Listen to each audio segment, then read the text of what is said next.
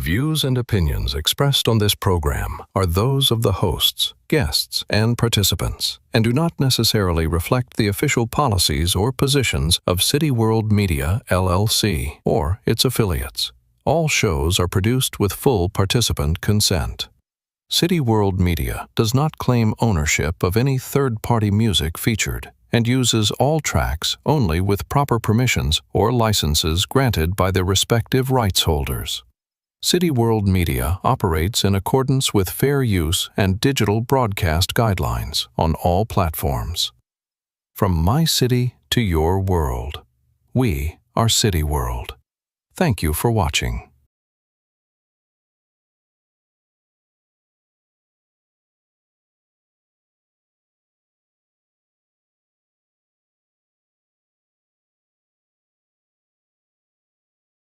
What's good? What's good? What's good? Yes, you're not so buzzing, cousin. Ghost Boogie. Check it out. Tonight on B-Boys Underground, we got Cincinnati definitely in the building with DJ Diamond. You know, this is a DJ with 33 years in the game, and that number matters.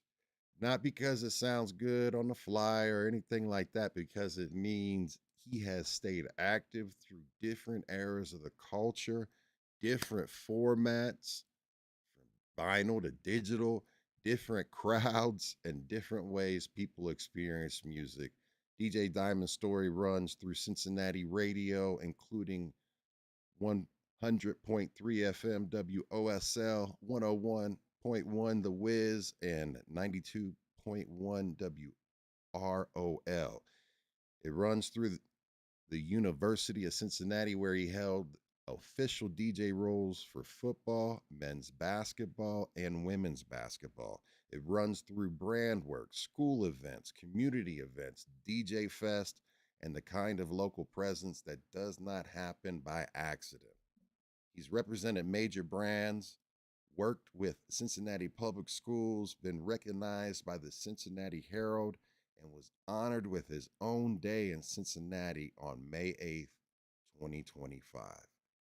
That's not just a DJ, that is a city presence that speaks volumes. That's community involvement and work. So tonight, we're going to talk about the booth, the radio years, Cincinnati hip hop, DJ culture, sports crowds, community responsibility, longevity, and what it takes to keep your name respected over 3 decades. So, from the booth to the truth, we are live, uncut, and raw, y'all. Welcome to B-Boys Underground, and welcome in DJ Diamond. And of course, we got the one and only G Dash Fresh. What's goody? What's up? What's up, everybody? Shouts out to Ghost Boogie and G Fresh. Shouts out Yeah. to you too.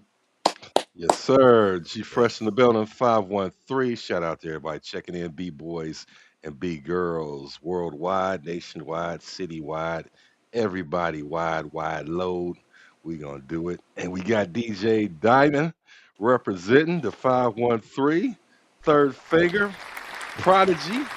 Watch him rise to fame and do his thing. So we're gonna sit down and talk a little DJ, a little hip hop. And here we go. Yeah, man. Welcome in, man. So great to have you and have you aboard. I mean, you've been iconic in the city, for a long time, and I mean, it speaks volumes. They have your own day, the city Yeah, recognize you to have your own day. Not everybody gets that. I mean, that says something, So, yeah. It was an honor, and I was humbled by it. And I'm still in shock, as you said.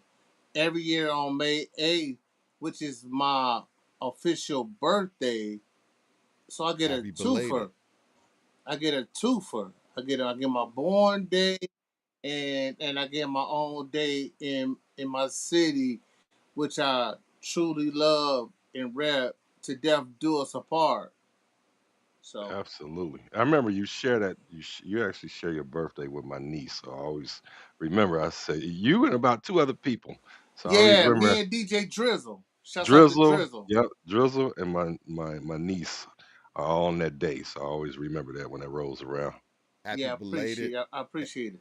And then my twins just had a birthday on Monday, so shout That out and happy birthday birthday to to them. them. Yeah, Birthday shouts. I don't even know what zodiac sign is this.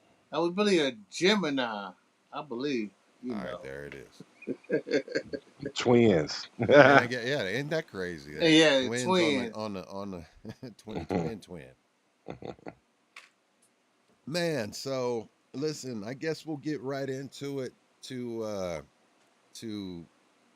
get into the conversation. We always start off with the first question. The first question is always most important. So, like we always do about this time, you know, DJ Diamond, what is your first memory of hip hop? And put us in the room. What did you see? What did you hear? Who was there?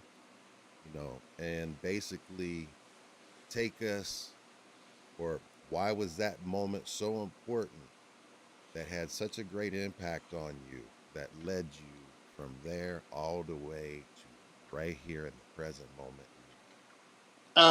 Herbie Hancock DJ, Rocket. Rocket, man. Woo! I seen the video, but when I saw him perform that on Solid Gold, that did it. That did it. When I first Grandmaster heard that, DST. DST. I got goosebumps. And from that moment, I went literally into my mother's room. Oh no. I opened up her that long, the long stereo, Oh, I already like know. with the TV in Console. the center, the Yeah, the console. console. That when you open it up, it sound like. And I put the needle on the record, and I just went to town. And ever since that, even when I scratch today, it's that first note, that first sound that always takes me back to that moment. Shouts out to Grandmaster DST, because if I wouldn't have never heard that, I don't even think I'll be DJ Diamond. I'll probably be the guy that was rapping. That's Yeah, crazy. I think that's Dibs was one of his influences too. So that rocket record had a lot of impact, man. Everyone. Yeah. yeah, because I, it was like it was bars. Like he didn't do it once. He did it twice. Like doo, doo, doo, Yeah. and then that shit, shit, shit, shit, shit, and that was it. And the video too, man. The video Yeah, was had crazy with the the mannequins and mannequin. shit. Yeah, in the window. Yeah, yeah. yeah. You That was know, my moment. That one of was go our ahead. previous guest, DJ C minus. He's an iconic LA DJ. He toured with Herbie Hancock, and Oh, mm, um, was he actually did Rocket. Herbie Hancock selected him to do Rocket with him, and then also had him actually DJ during their entire jazz set. He was their DJ, so we got a really dope story on that one on a previous episode. But that in itself, man, that impacted a lot of people. I mean, that changed DJ. I mean, it really did put scratching and turntablism, we'll say, on the map for mm-hmm. the first. I mean, you can say, you had turntablism and you had, of course, Grandmaster Flash doing, the quick mixes and cut and cue it and stuff like that too. But it nothing on the scale of Rocket. No, no. That's a good Nothing. that's a good start on that one. Yeah, Yeah, and what's crazy that you even said, Mr. Dibbs, that was sparked him. Which I'm a fan of him as well. shout Shouts out out to to Mr. Dibbs, Dibbs. and for me and him to have that correlation relationship in that space and time says a lot. It speaks volumes, to be honest. Yeah, Absolutely. I Yeah. mean, it I is want to go that. watch the video again, just reminiscing about it, Because my father, who was by some of the early hip hop, not knowing it, we had that record, because we was used to Herbie Hancock as the jazz dude, and when that came out, like this is from Herbie Hancock, what? Yeah, that was also my introduction into Herbie Hancock. Because once I got into that, I went down that rabbit hole and found out he was a jazz artist, which was, oh man, hmm. Watermelon Man, Watermelon Yeah. and Chameleon. yep, that Yeah, album, yeah, Headhunter. yeah. So I got a lot of Herbie Hancock records in my collection. Oh, those are a must-have. You gotta have Herbie. Mm-hmm. And, I mean, just think about all of the sampling that people have sampled him, and he was very very important to hip Right. hop. Period. I mean, NWA just don't bite it. They had to replay it because they tried to clear the Watermelon Man sample, and when they tried to clear it with him, he said hell to the nah, and so Yeah. they ended up playing it, replaying it. So Yeah. That yeah, was Dr. Dre for you. yeah, Yeah. man. Yeah. So absolutely, man. So you know, from that moment, what was it when you did that? And I got a question. Did you tear up your mom's That's what I'm needle thinking. on the thing? Because those needles were not made to back you at all. And I know a lot of people that messed up those console needles with Well, back you. back in the day, Radio Shack will sell the needles where you can flip it, and they would go from I think a 33 to 45. Then if you flip it, it'd be like for The 78. Is 78. one it was them Yeah. two side, yeah, the flip side needle. So she was cool. She just couldn't play that record that I was scratching on. You know, that was that for that. That But was a wrap. but what's funny is she used to sit me down, and she would have a stack of records, and she would put on the record player, and with one end the other one would slide down and begin, and I couldn't get up from there until I put all the records back in their original covers, and I ain't never seen none of the covers to memorize what record goes where. So I guess she kind of understood, like, I can't beat him, but I can teach him, you know. So it was a blessing in the lesson, I guess, if you will sort Yeah, of say. So that was another association that I got into DJing from memorization, from remembering what record goes in the original record cover. And I had to put it back. And I couldn't leave till I do so. That I helped you bet I later bet you on. organized as fuck with that, cause yeah, it's like my father's collection was when I first started learning how to sample and everything, and what I wanted to sample. Uh, they had to be pristine. Put it back in that sleeve, turned over, so no Yeah, Yes. dust got in there. So it You didn't took the fall record out. out, blew on it, not with wet blow, just yeah, so like almost like white gloves to touch those records, and it taught you how to take care of your shit. Yeah, yeah, for sure. For sure. absolutely. And think about it like this. It just you had to keep track, as you being a DJ that started out on vinyl, you know what it's like to have to keep those in as pristine condition as you can, because especially when you started playing on loud PA systems, those Rice Krispie treats, snap crackles and pops, just Bacon. was no one wanted to hear it. No one wanted to hear that. You I, had to have a you, clean you copy. know what? Um, Ghost Boogie, I kind of beg to differ because You it's like that the sound. It's that crackling that gets it sends a warm feeling in my soul. That let people know it's live. Like that's a real record up there. Like Right. he's playing a record. But then you had your techniques where you would spray alcohol on the Oh yeah. record, to kind of lessen the crackling. But once it dried up, guess what? Right back to it. Right back into it. So yeah, that there's no sound better than vinyl. No No sir. sound. You The you you low can't end duplicate. You can never, never. analog signal, low end, Analog just is the rumbling. best. It's the best. It's the best. Yes. As DJ Speed, shout out to DJ Speed. He just hit me up. He was the first one to say, "Man, bacon. It's that fried, that fried bacon, that crispy bacon."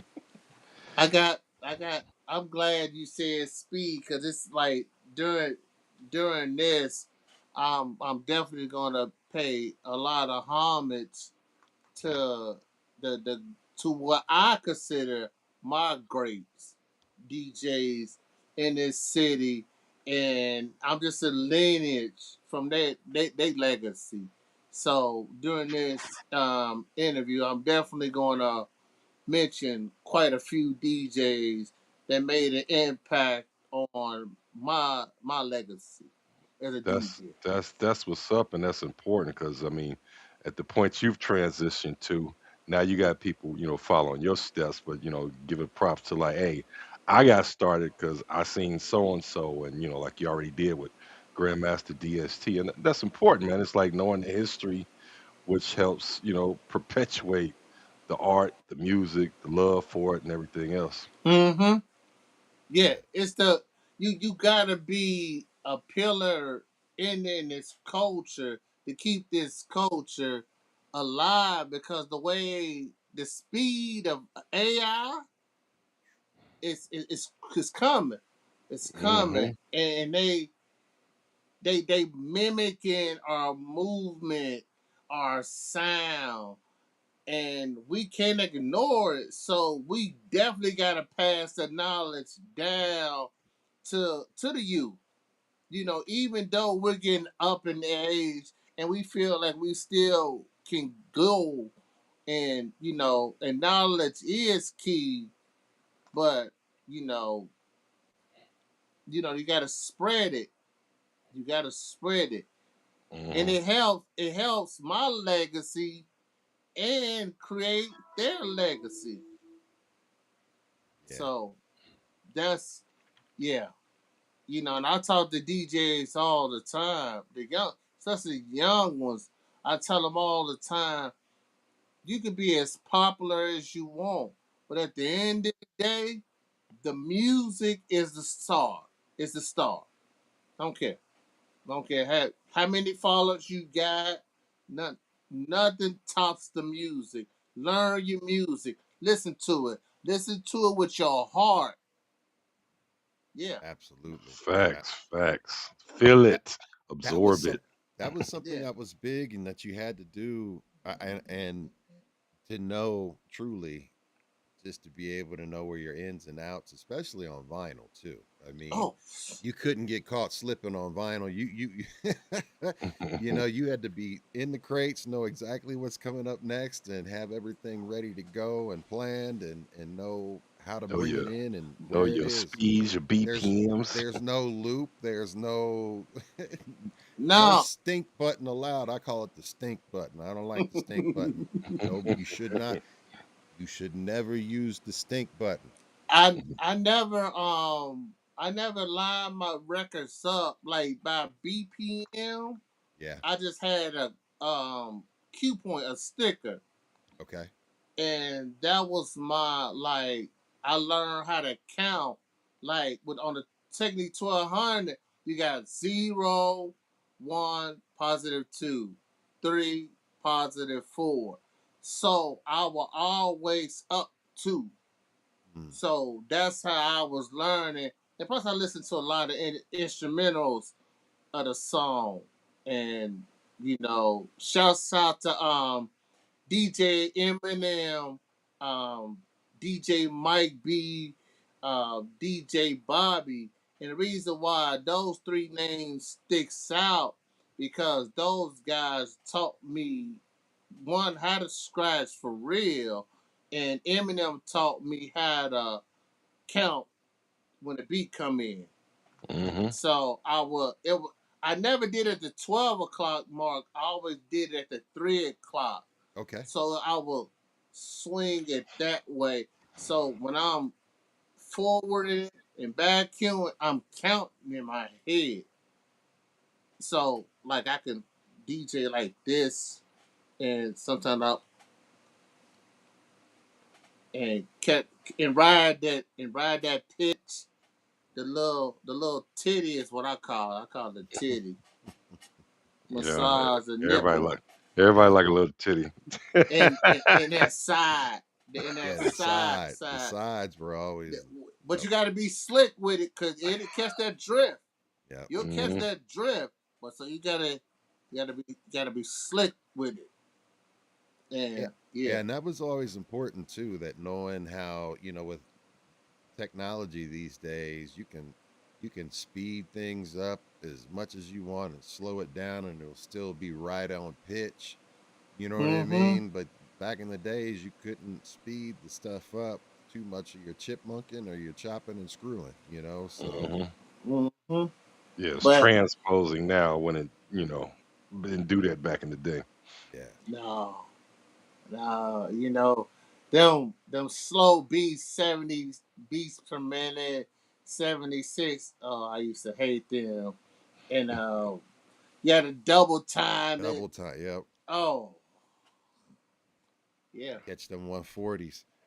yeah. So take me back to from the moment that you picked up, put that turn that those records on there, and you were, your mom had you putting all of the records back to the point where you started doing your first uh DJing, like your first gig. Take me back, or how did, or who was the person that, did you carry records for anybody? Did you earn your stripes like that to be able to get in there, or like, tell, how did you get into the actual That's DJing? that's interesting. My come up was a lot different than others. I never carried no one's crates or speakers, but I watched these guys like Gup, DJ Squire, Gup. Shout out to Gup. Damn, I ain't heard Gup in a while.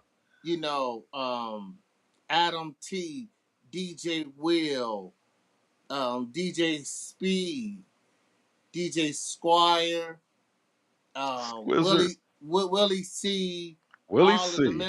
all the members from Thump Production, and I used to go to these parties and Scooter and DJ Scooter. Boy, they was part of Thump Production. DJ Cy Springs, rest in Sigh. peace, my guy Mix Master Master Ace, Ace. Yes, my yeah, boy.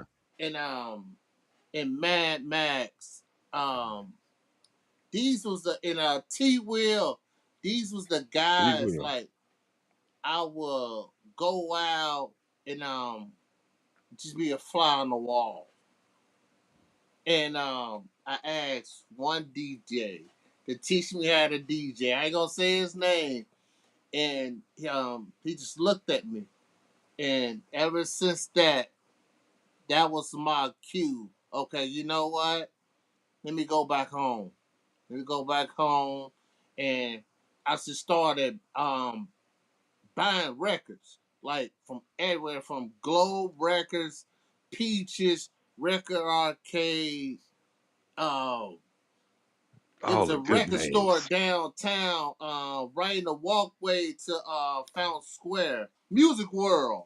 Yeah. Yep. Yeah, it was Music World.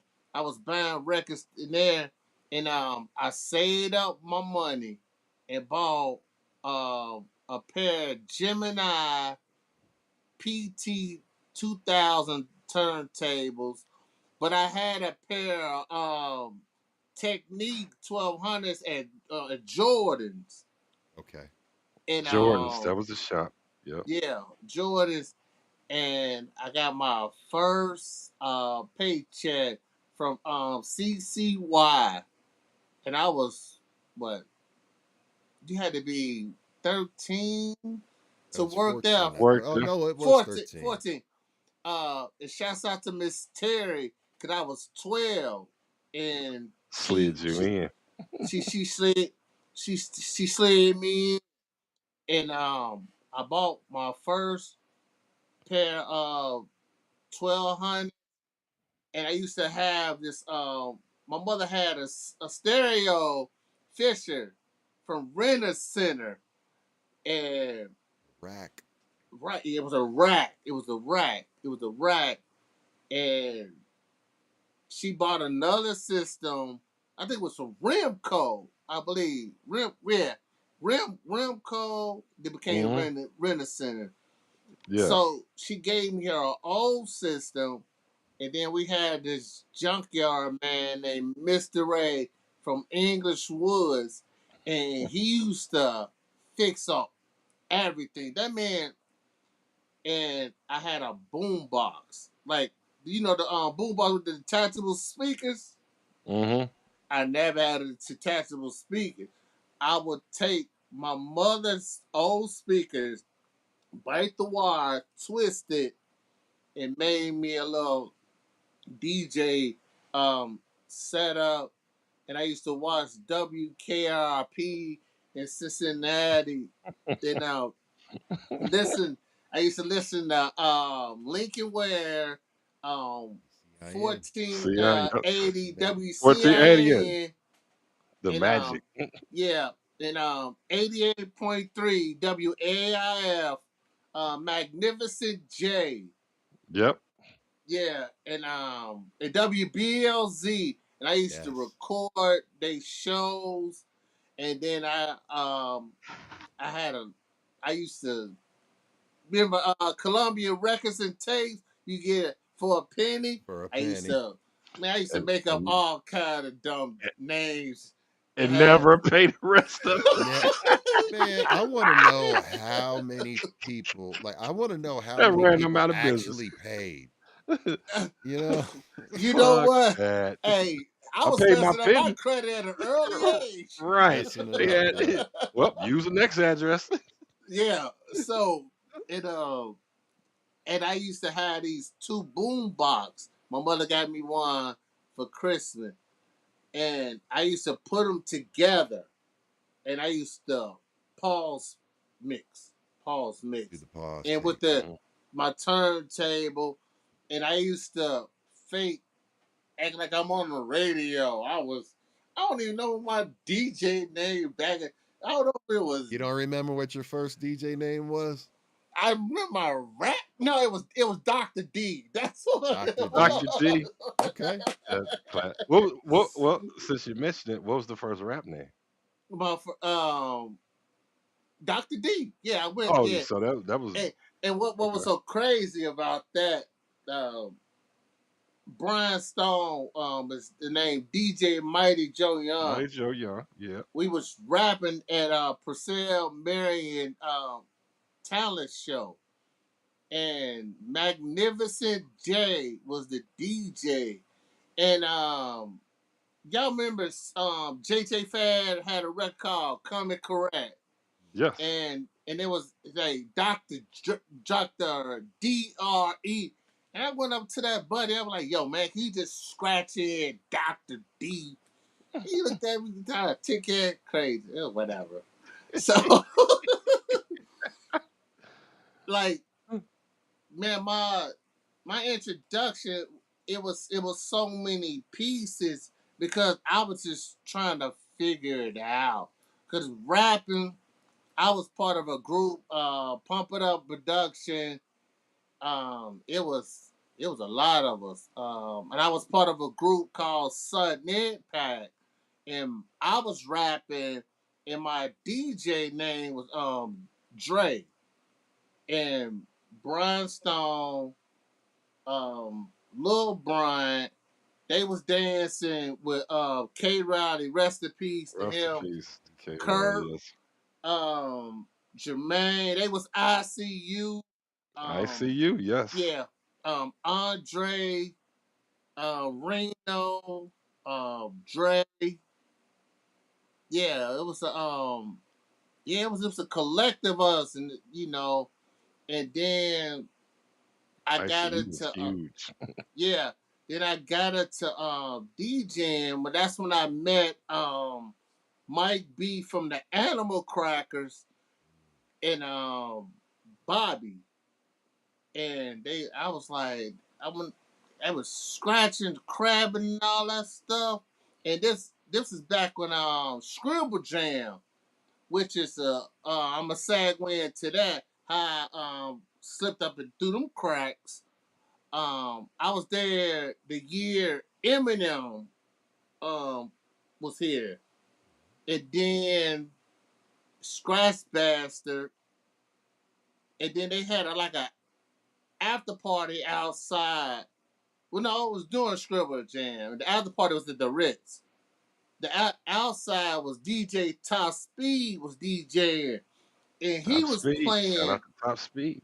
he was playing some breaks on Oh, vinyl. the good breaks. Yes. I was like, oh my god! Because And what was so crazy? we had him doing the b-boy battle because he had all Yeah, he the had all breaks the they had breaks. to dance to. And then on the flip side of that coin, I got introduced to the other side, the Chronic. Remember, it was a place called a Chronic. It was a club, and Mm. DJ Adam T and DJ Will Scuzzy was DJing down there, and DJ Eminem he was DJ down, but I wasn't like my mother wouldn't let me stay out that late, so I would have to go early, and I would try to look at the records. Back then, DJs was covering up the records, scratching it out, doing doing the most for Hiding it. nothing. They were doing they were doing the most for The label. nothing. So shouts out to them. And what And else? I say something about that. I didn't want to interrupt, but because like with the pool, I would tell people if like some people want to have exclusive records. I get that. I said, but it ain't having exclusive records. Is what you can do with them. So Yeah, you like eventually the person's going to find that record. Yep. To me, your art of how you mix with the records you have is your skill, not just having exclusive records. I get the exclusivity, but you still got to be able to work those records. So stop trying to hide your records from people. Show them what you got and show them your skill. yeah, and so that was part of my introduction. But what I fully blossomed into doing my first gig. Her name was Miss Deborah Davis. She gave me my first DJ gig, and I got paid $150. Me and my nephew split that $75, and I had some render center speakers. What kind of amp was it? It was an old amp. It was a old receiver, like a Sansui receiver. Like then I had this long 30 band equalizer, a Circuit City CD player with pitch control. Man, I was all over the place. But she kept booking me. Man, maybe because I was cheap. I don't know. But I really then my nephew he gave up. So um I just stayed with it, man. I just stayed with it. And I would go to the Goodwill. I would be buying records just because of the pretty label. Like, I don't even know what damn artist is. But I would buy it because the label looked it pretty. So I figured it was dope. And so that would kind of spark me to get back, like my little radio show. But I honestly and truthfully, I never dreamed of being, or that was never one of my things. My thing was like whatever God had laid out for me, that was the path I was gonna follow. So that was that. But we'll get into more as you ask some more Yeah. questions. So check this out. Since you had mentioned earlier, and we're still at the early part, Down to Skate had a question for you. Said, did you guys go the mixtape route back in the day, selling mixtapes out the trunk? You know, how did you get? Yeah, that was how Many Legends got on and stuff like I that. did one mixtape, and that was with Judy Jones. Miss Judy Jones. Showtime, he rapped on it. But I Okay. used to do little mixes, and for folks that work, cause they found that I was deep fake DJing, and when I got in the record pool, that kind of, cause no, I take that back. I did two. Mad Max, he DJ Midnight, he was running the mixtape circuit, and I did one with him, and it's sort of like it wasn't like a mixtape series. It was for it was a green liquor company. It was a, I don't know, Incognito something. They wanted me to do something. I did something for them, but shouts out to Fields Records. That's my Um, spot. Phil's Records. Chris, Yeah, Chris and Chris Phil. and Yep. Nolan. Chris was, listen. Chris and Pillow. Shouts out to Pillow. Shouts DJ out to Pillow. Pillow. He's coming up Um, next too. um, so my record collection came a lot from just everywhere. But shouts out to Fields Records because Chris will let me put my CDs in um Like the store consignment. on consignment. They would sell out, but I never stood. I was bouncing around, man. Plus, I was a father at an early age, so I got me a little job, and I was just doing, like I said, doing whatever God had set out for me. Um, I was gonna follow that road. Yeah, And it made me think, because I had forgot that name. Me and Willie D actually was on the same pledge chapter when we was pledging Alpha. I was undergrad, and he was grad chapter. And I remember we was getting our ass whooped. The grad chapter, they was sitting in chairs sipping Mai Tais, getting pledged the easy way. I said, "What the hell is this?" Willie C was sitting in a chair pledging. He couldn't stand. He couldn't go through nothing hard. But I remember once we crossed, Willie C hooked us all up with supervisor jobs at CCY, me and all my frat brothers. So Mm-hmm. shout out Yeah, to and Willie C.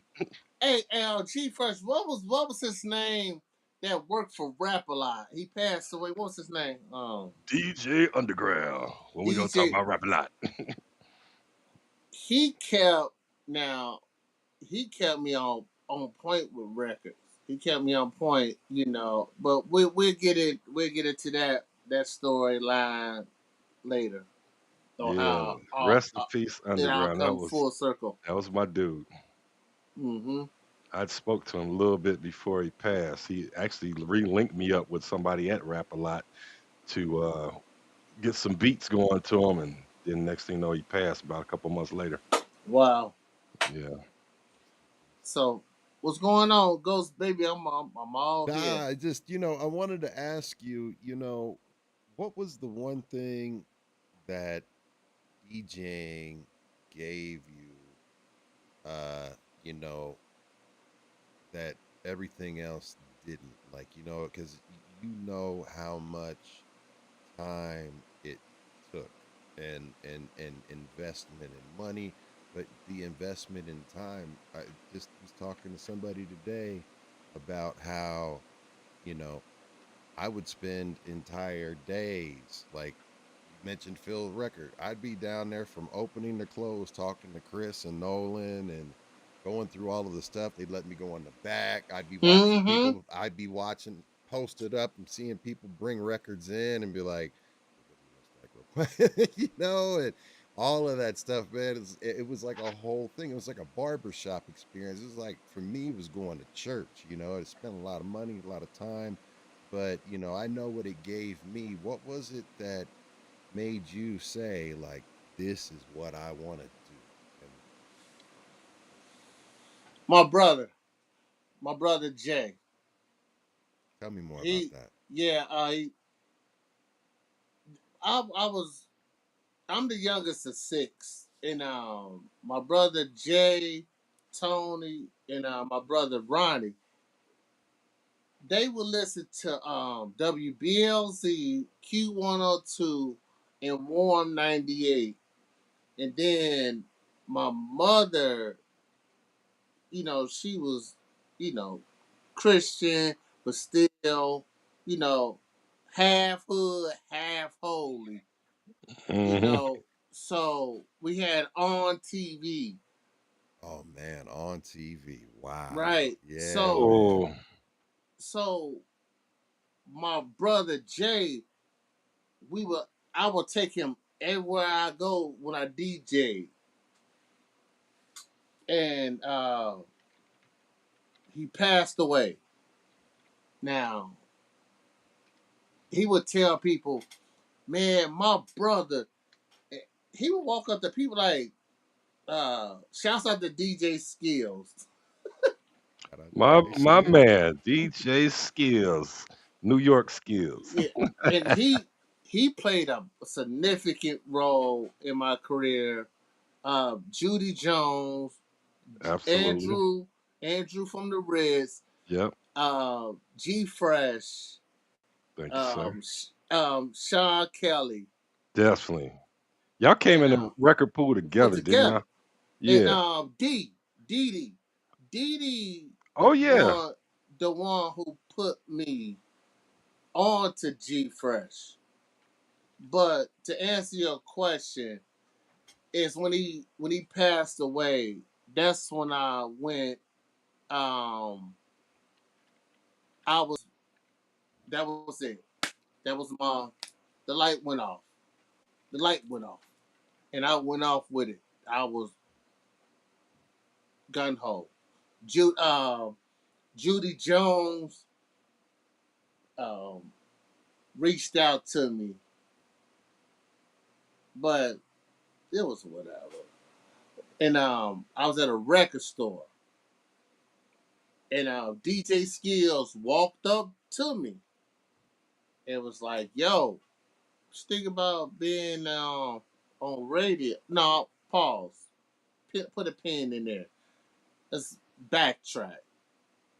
I was DJing at the Ritz, and I had a street team. Shouts to Judy Jones and Jamar. I had Tomorrow. two endorsement deals. Well, really three. Subway, T-Mobile, and clothing. This was before I even got on radio. Oh, she will. But that was when I did my first mixtape. That was with Showtime, and she will had Jamar pass out my flyers everywhere. People knew I had a photo shoot. People knew of DJ Diamond before I could even introduce, because I was just DJing at the Ritz. That was it. That was it. And that's how Skills came to me. But Terry Thomas came to the Ritz, her and Hurricane Dave. And Hurricane Dave. I was Terry Thomas. DJing. I thought Terry Thomas was a guy, because I didn't listen to radio. I didn't listen to radio because I felt I was the radio, because I'm like, they're not playing what I'm playing in the club. Right. So Hmm. why should I listen to them? And then, they was like, that's Terry Thomas DJing and whatever. Like so. So, and I'm thugging it out. I had rocking around with a bandana, big T-shirt, um, that silver chain with a chronic leaf charm. Like, she looking like, I don't even think he's the face for radio. He too street. He too rough. Now, what I'm saying to y'all, that's the conversation Skills was saying that he was like, man, you was rough around the edges, buddy, because your image was too rough for radio. So I'm at everybody's records and tape. Shouts out to them. He walked up to me. He was like, yo, think about being on radio. I don't know what I gotta do. He told me what I had to do. So I left there and I immediately went to Sean's Kelly house. I told him like, man, I seen DJ Skills and everybody records and tape. He told me what to do, blah blah blah, and I just blew it off like it wasn't no like. Cause I'm in the club. You know what I'm saying? Sean Kelly looked at me and said, "Boy, if you don't take that opportunity,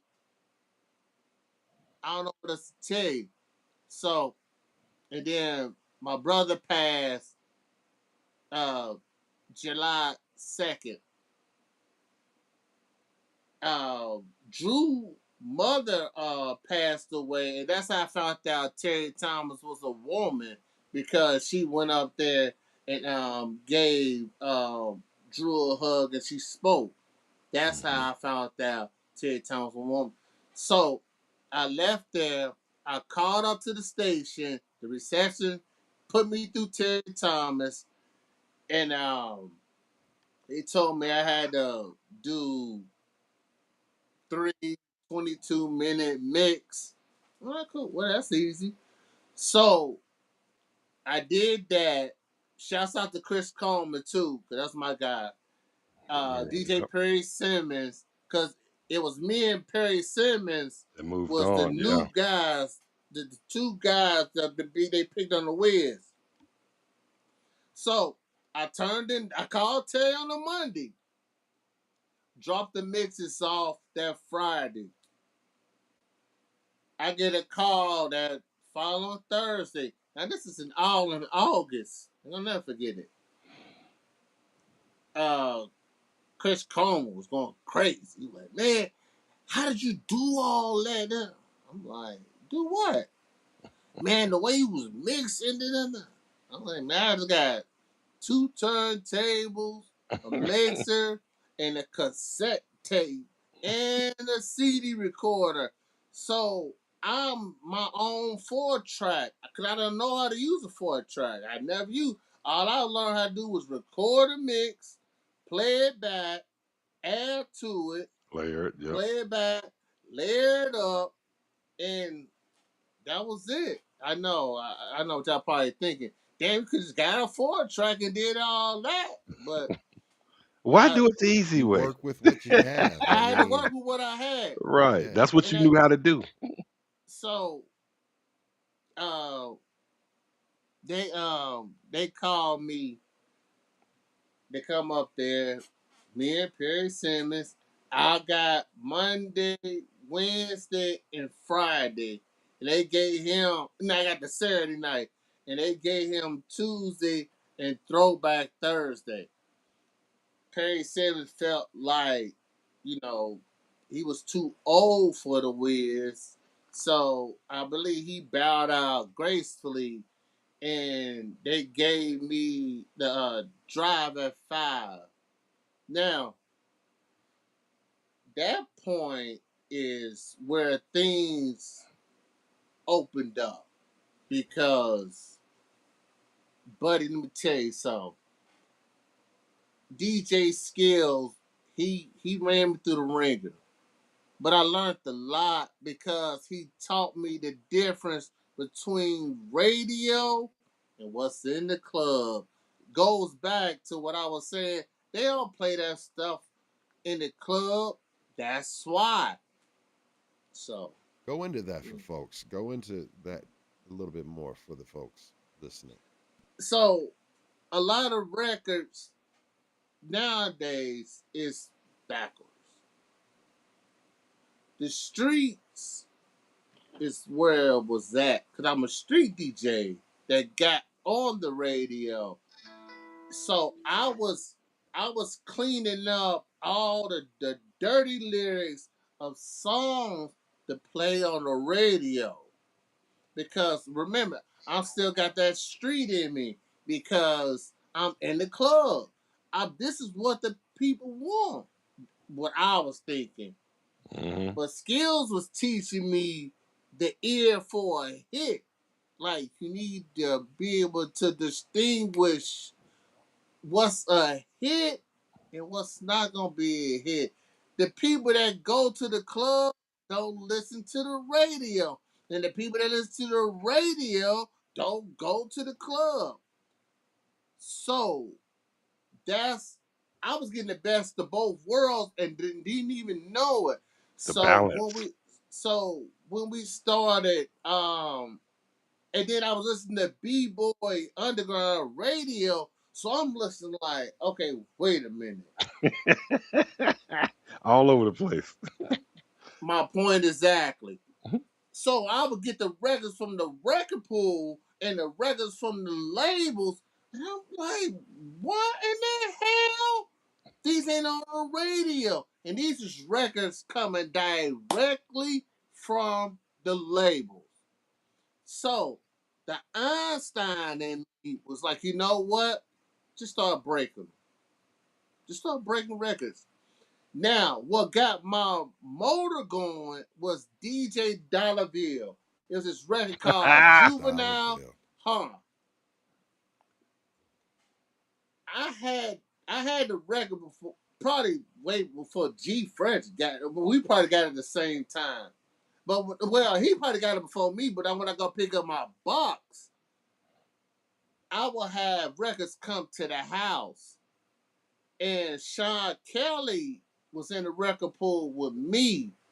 So I used to give him all of my box that I was getting from G Fresh, but he will, show some love when it was time to show love. So I did the same damn thing. I showed love too. So Dollar Bill, DJ shouts out to him. He broke the juvenile record. I'm like, hell no, no. And I've been had the record. Hmm. Because it didn't sound like nothing. Yeah. I'm like, what the hell is this? Do, do, do, do, do, do, Ha. do, Yeah. huh, huh, whatever. Ah. I mean, But true. again, that ear. So that's when I learned, okay, you know what? How can I get that was my challenge. How can I get the folks from the radio to listen to the music that I play in the club? So they And came up with this thing called a live broadcast from the club. Bing! That was it. That's all I had to.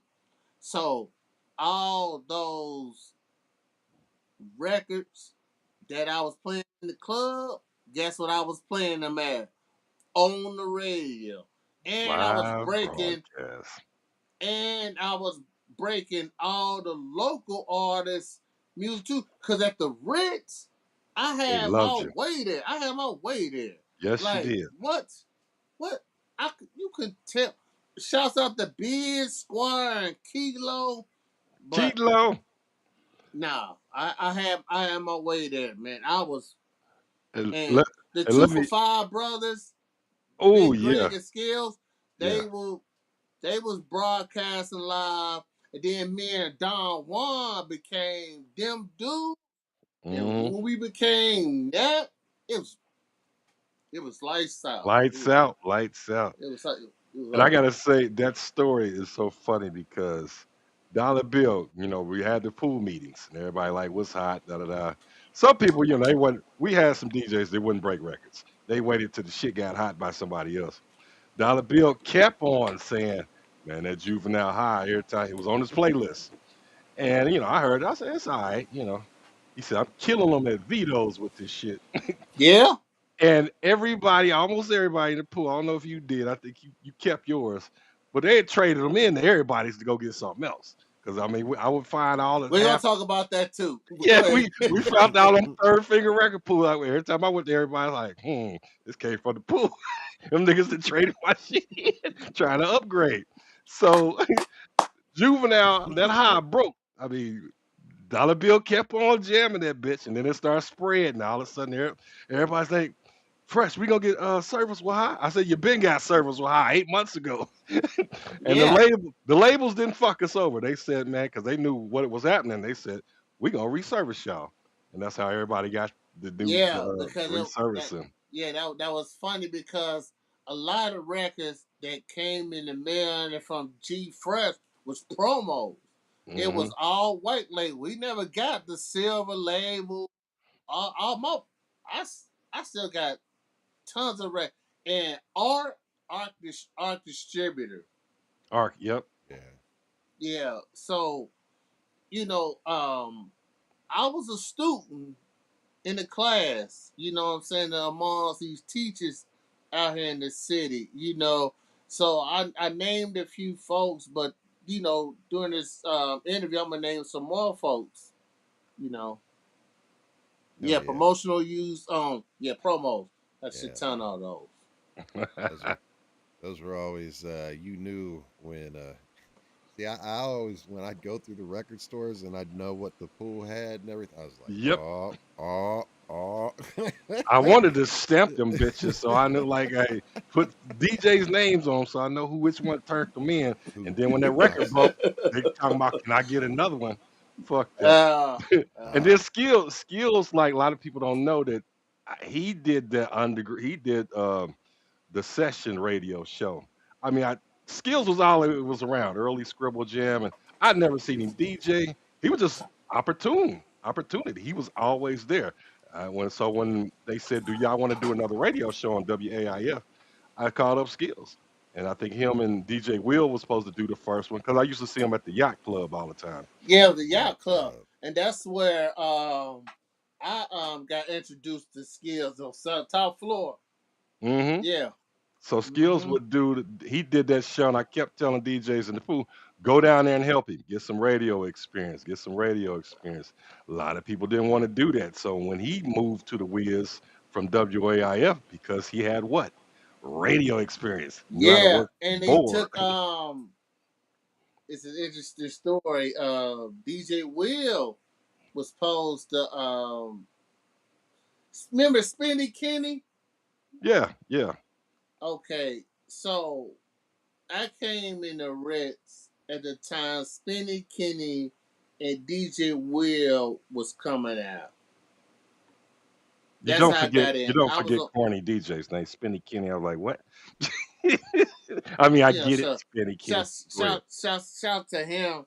And what I was gonna say.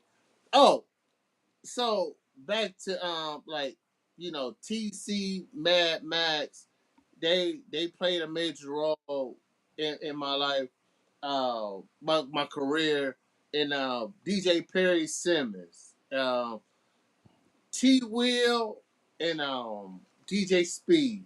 They had a record store called Flavor. I believe Hmm. Judy Jones was put up, but T Forgot about Will that. will Yeah. have uh Over in Forest Park. Yeah. yeah, for he will have a shit ton of killer cuts records, Mm, a lot of them. Now that's bootlegs, yes, it Hmm. is. But but those were great. but man, let me tell you something. Boy, them records came through in the clutch because one, a lot of DJs was learning. Oh man, I can't keep trading these records in. And the labels wasn't servicing a lot of the unreleased mixtape Acapellos. records, Yep. acapellas, instrumental. But these guys, Remixes. these killer cut guys, and it was another remix service company. It was called Lethal Weapon, Yep. Funky Mix, Have and all them Top extended Secrets. Remember intros and Bulletproof? break. Yeah, and Yep. Bulletproof? Mix Factor. Big Those fat. Yep. four, those four groups was servicing the DJs. I used to get packages stacked up like cocaine bricks. Like the mailman would man, you know the white U.S. Postal Service Yeah. boxes. My mom used to just sit them out, and they just packs and packs of records, and you know like they will backdate you. Oh, you get the Hmm. box. You didn't get the yellow envelope. You got the box. Now, so yeah, my collection came from that Flavor Records. I got a lot of damn records. Come to think of Hmm. it, Boy. and on top of my mother collection, um, yeah, my brother collection. Yeah, I got a lot of damn records. You know, compared like going back to the radio, Mm-hmm. was there, what space gave you more pressure in regards internally, radio or the club? It really wasn't no pressure. I would say it's more okay timing because I'm there from 10 to 2. Then on the that's the club broadcast, but the drive at 5 Monday through Friday for an hour. So it was the timing. Like, how can I get all these records in and keep them listening for 15 to 22 minutes? Where in the club, I got 4 hours, but Yeah. yet Spread it out. still, I'm on the radio. My job is to drive them to the club. Yeah. So it was never the pressure, it was just timing. The time, like, do I play That's this what I song, meant. Like, yes. that song, Yeah. this song, or yeah, and then during the breaks, I can play some club music. But that's when I learned the technique. Yeah, do the clean version. So yeah. I remember we was actually you made me think of this when you was talking about breaking records. We had a rep down from Priority. He was in Cincinnati, and he serviced us. He always took care of us. But he was in the club. I think he had a new. I can't even remember. Might have been Ice Cube or something. And he gave it to. I said, "Well, I got one of my DJs here." I said, "He'll play it." He said he gonna play it because he wasn't used to that going to bigger, even bigger markets than Cincinnati. I said, "He'll play it." I said, "Give it to him." And you dropped it. Crowd kind of went and got their drinks. I mean, nobody stay on the floor for it. And he was just floored that she's like, he played that. He didn't give a fuck about his crowd. I said, well, he's running the club. I said, Yeah. I said, you know, I was notorious for playing, and up to this day, I ain't gonna say I play what I want. I play what you need to hear. I've never had a problem playing records. I and I never think had a that's the problem. balance. You play, I play what I want you to hear. I play what you want to hear, and and a little bit in between. It's like always that mixture. I want you to hear this. You want me to play this, and then we're gonna meet in the middle. So the longevity of the DJing is to program your audience, you know, and like back when it was like Missy had to get your freak on, that was one record I coined because it was different. It was something that you never heard before. Like Timberland, like all up some the boogie, all his I was big on him. I was Hmm. big on him. When Timberland came in, you can tell me that I was playing all his stuff because he had a new sound. Yep. And I was always the one for something new, like B side. you know, I'm big on album cuts and Yeah. B-side. I'm Mhm. that guy. I'm because I listened to a record through and through, and I was reading the credits. You know what I'm saying? Like, but we'll get into that too. You know, what record or artist made Cincinnati crowds react the hardest during radio and club Mm, music? good question. Woo! Damn. That's a good question. That's a good question. I'm gonna say Because besides fuck them other niggas, because I've been in the Ritz enough for that one to get it played. says And Drew was like, don't again, play that shit. it's like Drew had he had this band list. Yeah, that was on it. It was anything from 3-6, It's 3 6 months. Lil Jon, Tear the and club up. Down for My Niggas. As much as I'm like his prodigal son, I couldn't I couldn't because the Some no limit Ritz, too. No the limit too. Ritz and No Limit, the Ritz was a melting pot for all the neighborhoods. Yeah. Yep. So you may have downtown in there. You may have Smokestacks. Zone 15, The Fade. Smokestack, the all the neighborhood, and it was trust me, if it was some shit that go down, it's gonna go down the Ritz. Mm-hmm. And this how the band list comes. A DJ was playing Master P, Bout It, Bout It, Oh. and a fight broke out. And the DJ got on the mic, down the way, A1 here, Zone 15, yelling this across the mic. Hyping up during the fight, though. The fight, Like, he didn't know the fight was going on. oh, He okay. Oh just, shit. uh, he Saying just, he's saying the neighborhoods is fighting. And he don't even know it. and Drew that mm, Drew came out from Drew that back came office. the back he was at the front door, dashed through the VIP up Oh, on the stage.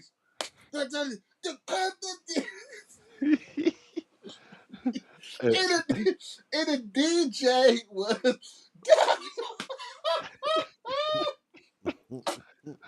He needed underground that night. Underground to shut that shit down. That was my nigga. man, I'm telling you, that was that's when I got introduced to the band list. So now we couldn't play the record. So to answer your question, but yeah, and when Lil Jon came here, because Drew would bring all the artists. The club Yep. bring all the Him and stars to the TC club. and TC. Yep. So Lil Jon come. see, I went to school with him. I'm gonna put my chair up. Get comfortable. Lil Jon come. He bring, I think, Bone Crusher. Yeah, this is around that time. So this is a 2-part story. It's funny. Lil Jon come for sound check. There was a security guard. This guy, I think Big Mark. Man, listen, boy, he wanted to see Lil Jon. And big Mark big. I'm talking like silverback gorilla big. And he was tall. I know So Big Mark. Yeah. yeah, so you already know what type of time he on. You trying to tell dude you can't see Lil Jon. Man, listen, he was going he damn near tore that club up. He damn near took. But he saw Lil Jon. And then Bone Crusher come out. He took his shirt off. That's a So big boy. Sean Yeah, Kelly, Hud. so Sean Kelly decided he wanted to take his shirt off too. So you know Oh you wow. have two big belly guys up there. Yep, Yin Yang twins. I got a story with the Yin Yang twins. I got a story about the Yin Yang twins. So they both up there screaming and get it was crazy. But my story with it, how I met Yin Yang twins. Okay, now this is when Whistle White Twerk was on College Park Records before they got signed to Universal. Hmm. So I broke Mike Jones too. I broke his music. I broke Jeezy. I broke Yin Yang Twins. I broke a lot of folks, but that's neither here nor there. My first introduction to Yin Yang Twins, they was at the Ritz. So one come on stage, walking normal. So the other, I didn't know the other one was handicapped. I'm like, oh shit, he drunk already? He didn't even perform. Look at he wobbling. And they like, oh damn, like that's how dude walk. Like, and they DJ was scientists at the time, and he was cutting up a storm. And I'm like, so I guess he was walking to the, because he hit handicapped. But I didn't know that. I didn't know that. And ever since then, every time I see Yin Yang twins perform, that same damn vision comes in my head because that was my first introduction to him. I'm Hmm. like, he walking to the beat. It's like, no, that's how he walks. Cause I'm thinking he walking to the scratching because he cutting it up. I Stop. mean, scientists Stop. up there going nuts. Stop. But That's something I would say. Stop. He said, "Oh Mhm. shit." All right, yeah. Mhm. I ain't going down that rabbit hole. Mhm. Oh shit. We're but respectful folks here. Ah, yeah, try to be. Try. Whew, that's hilarious. I got a DMX story too, man.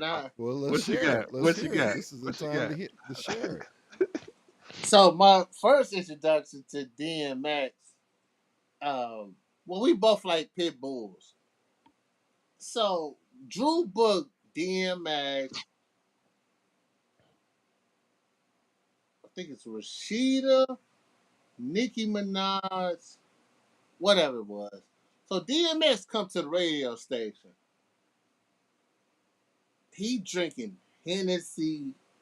He show up, you know, no shirt, vest or whatever, with a big Rough Rider tattoo. Cool, whatever. So he get to the club. So I'm DJing. So he walk out on stage. He do all his songs. So he like at the end, he do a prayer. Cool. This dude was barking like, "Arr, arr, arr." Next minute he crying. I'm Bipolar. looking like you. I mean, he was. "Arr, arr, arr." Rest in peace, DMX, man. That's Just like that. a little Just bipolar and probably a little Hennessy too. just like Oh, that. So shit. I mean, you see some stuff at the Ritz. I'm telling you, man, Yeah. I I got all the say. Ah, I got 50 Cent story. How Well, let's hear it. Let's hear like it. he This is the time to like hear it. like 50 came. He came twice. The first time, they booed DJ Clue, or they got him up through. Clue they got up blew. through. They They booed. they Yeah, booed DJ Capri. Kid Kid Capri. Capri. He Oh, learned though. He learned how to oh, rock though he after that. learned quick. Kid Capri come in with 30 crates of, like, I mean, he coming on stage. But they booed him. The real talk. Mhm. They booed him. They boo Buddy.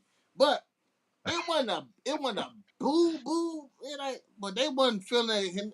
No, he was cutting records off. Like that wasn't happening here.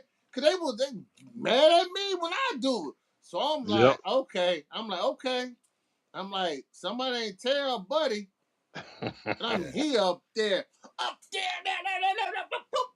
Next record. Woo. Yeah. Gotta Yeah. let it breathe. Yeah, you gotta let the records breathe. But anyway, that's neither here nor there. Let's get back to 50. So 50 come, he this is on this the How to Rob album, and he was on a promo for the Get Rich or Die Trying. That's the Hmm. promo run. So his DJ Woo Kid up there. Now, of course, I'm the house DJ, so he on stage, I'm in the booth. He asked me what records would go here in Cincinnati. Mm. Like, figure it out, buddy. That's on you. That's your job.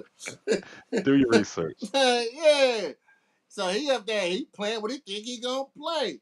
So 50, the crowd was getting bored because 50 was being a diva. He hiding behind a speaker, and I'm looking at Woo Kid like, bruh, you don't even understand where you at. Like, buddy better come on up here because they finna take it there. And what did they do? They threw a bottle.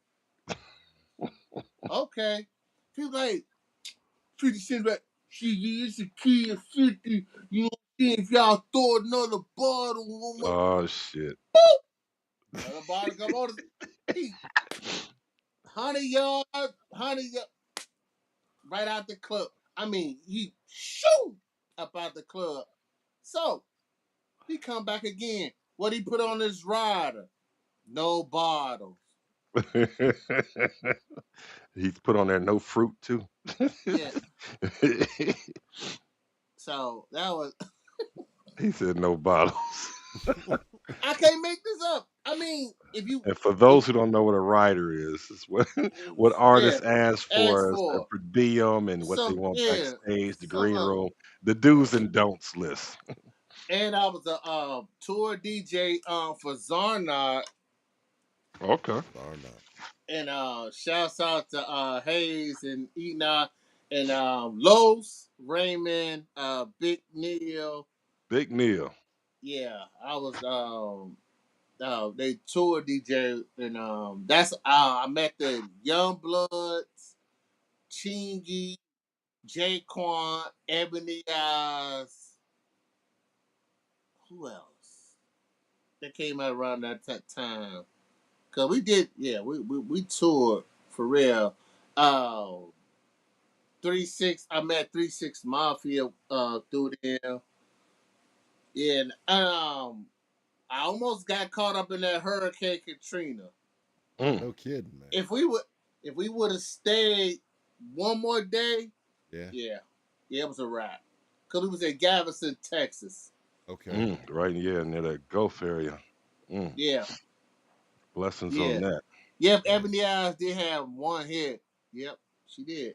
So yeah, if I would have stayed one more day, yeah, it was over for us because it was all bad. We left we would have been in the eye of the storm Yeah, they got hit hard because too. it was Texas and it went straight to New Orleans, and we was in New Orleans, and we left New Orleans, and they hit New Orleans that day. Mm. Yeah, we was back Yeah. home. Very fortunate. Let me ask a question. These some great, funny fucking stories. Somebody starting out as a DJ. What from how you've done it with the longevity, and I'm listening to the mixes. So is the wife on the little Lex box. So we wait for the Friday. It's like you're on Friday night, Yeah, and I'm then on Friday Veda's on night. Saturday. Yeah, 100.3. I'm on Friday nights, 9 p.m. to midnight. But go ahead. Yeah, yeah. And I actually heard you on the Wiz too. I said, "Oh, he playing some of that young boy shit too." So showing your versatility. Yeah.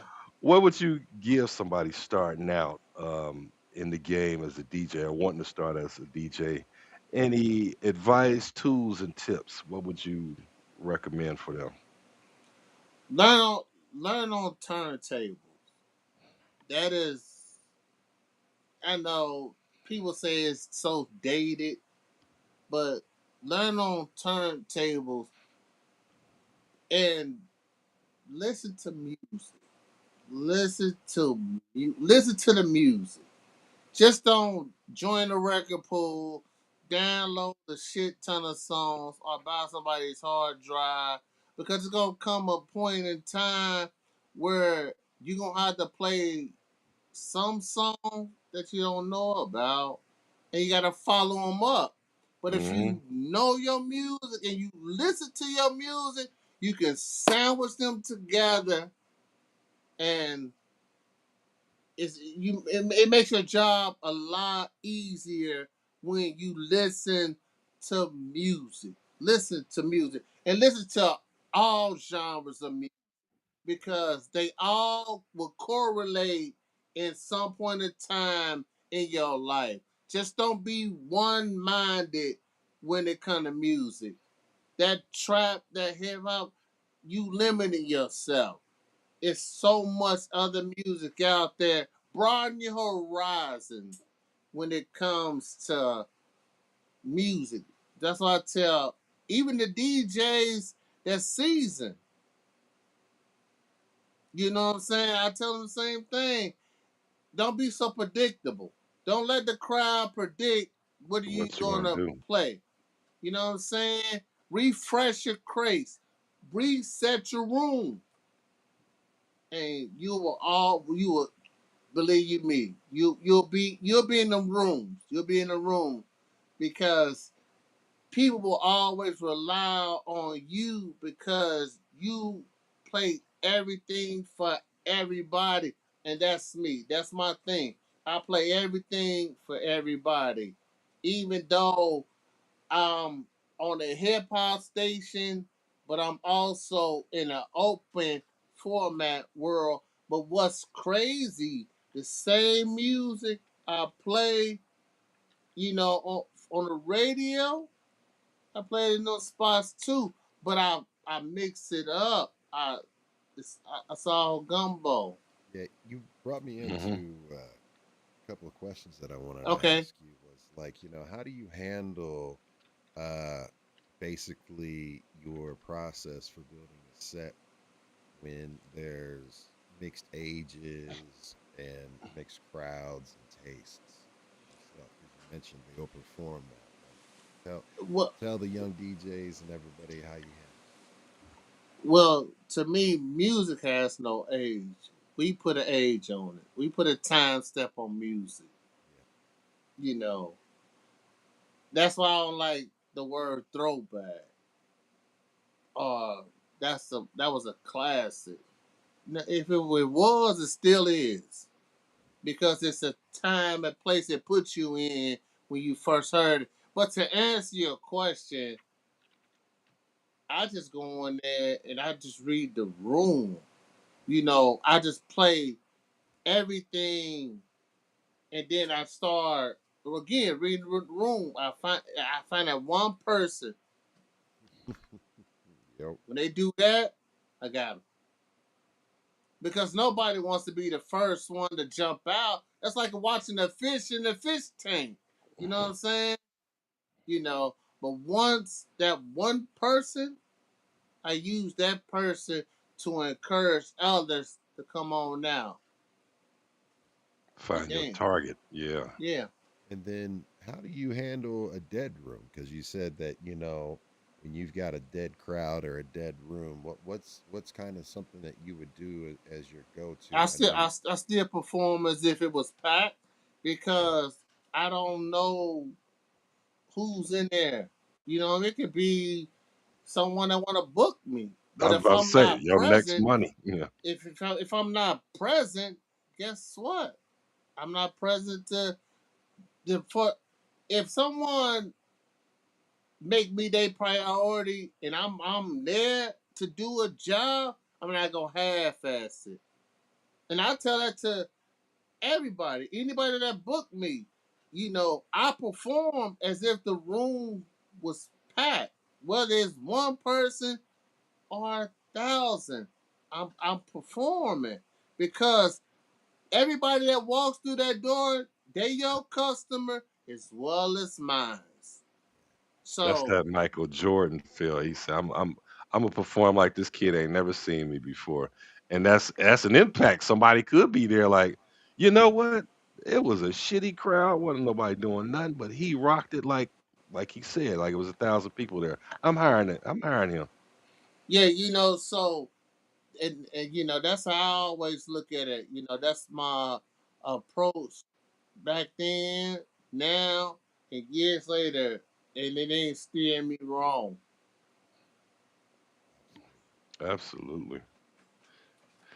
So you mentioned though, you learning on DJ on turntables, and that is absolutely, I agree. And I just recently I got my first controller because I'm going back out and gonna start gigging again. Got a Rev 7, and Yes. Woo.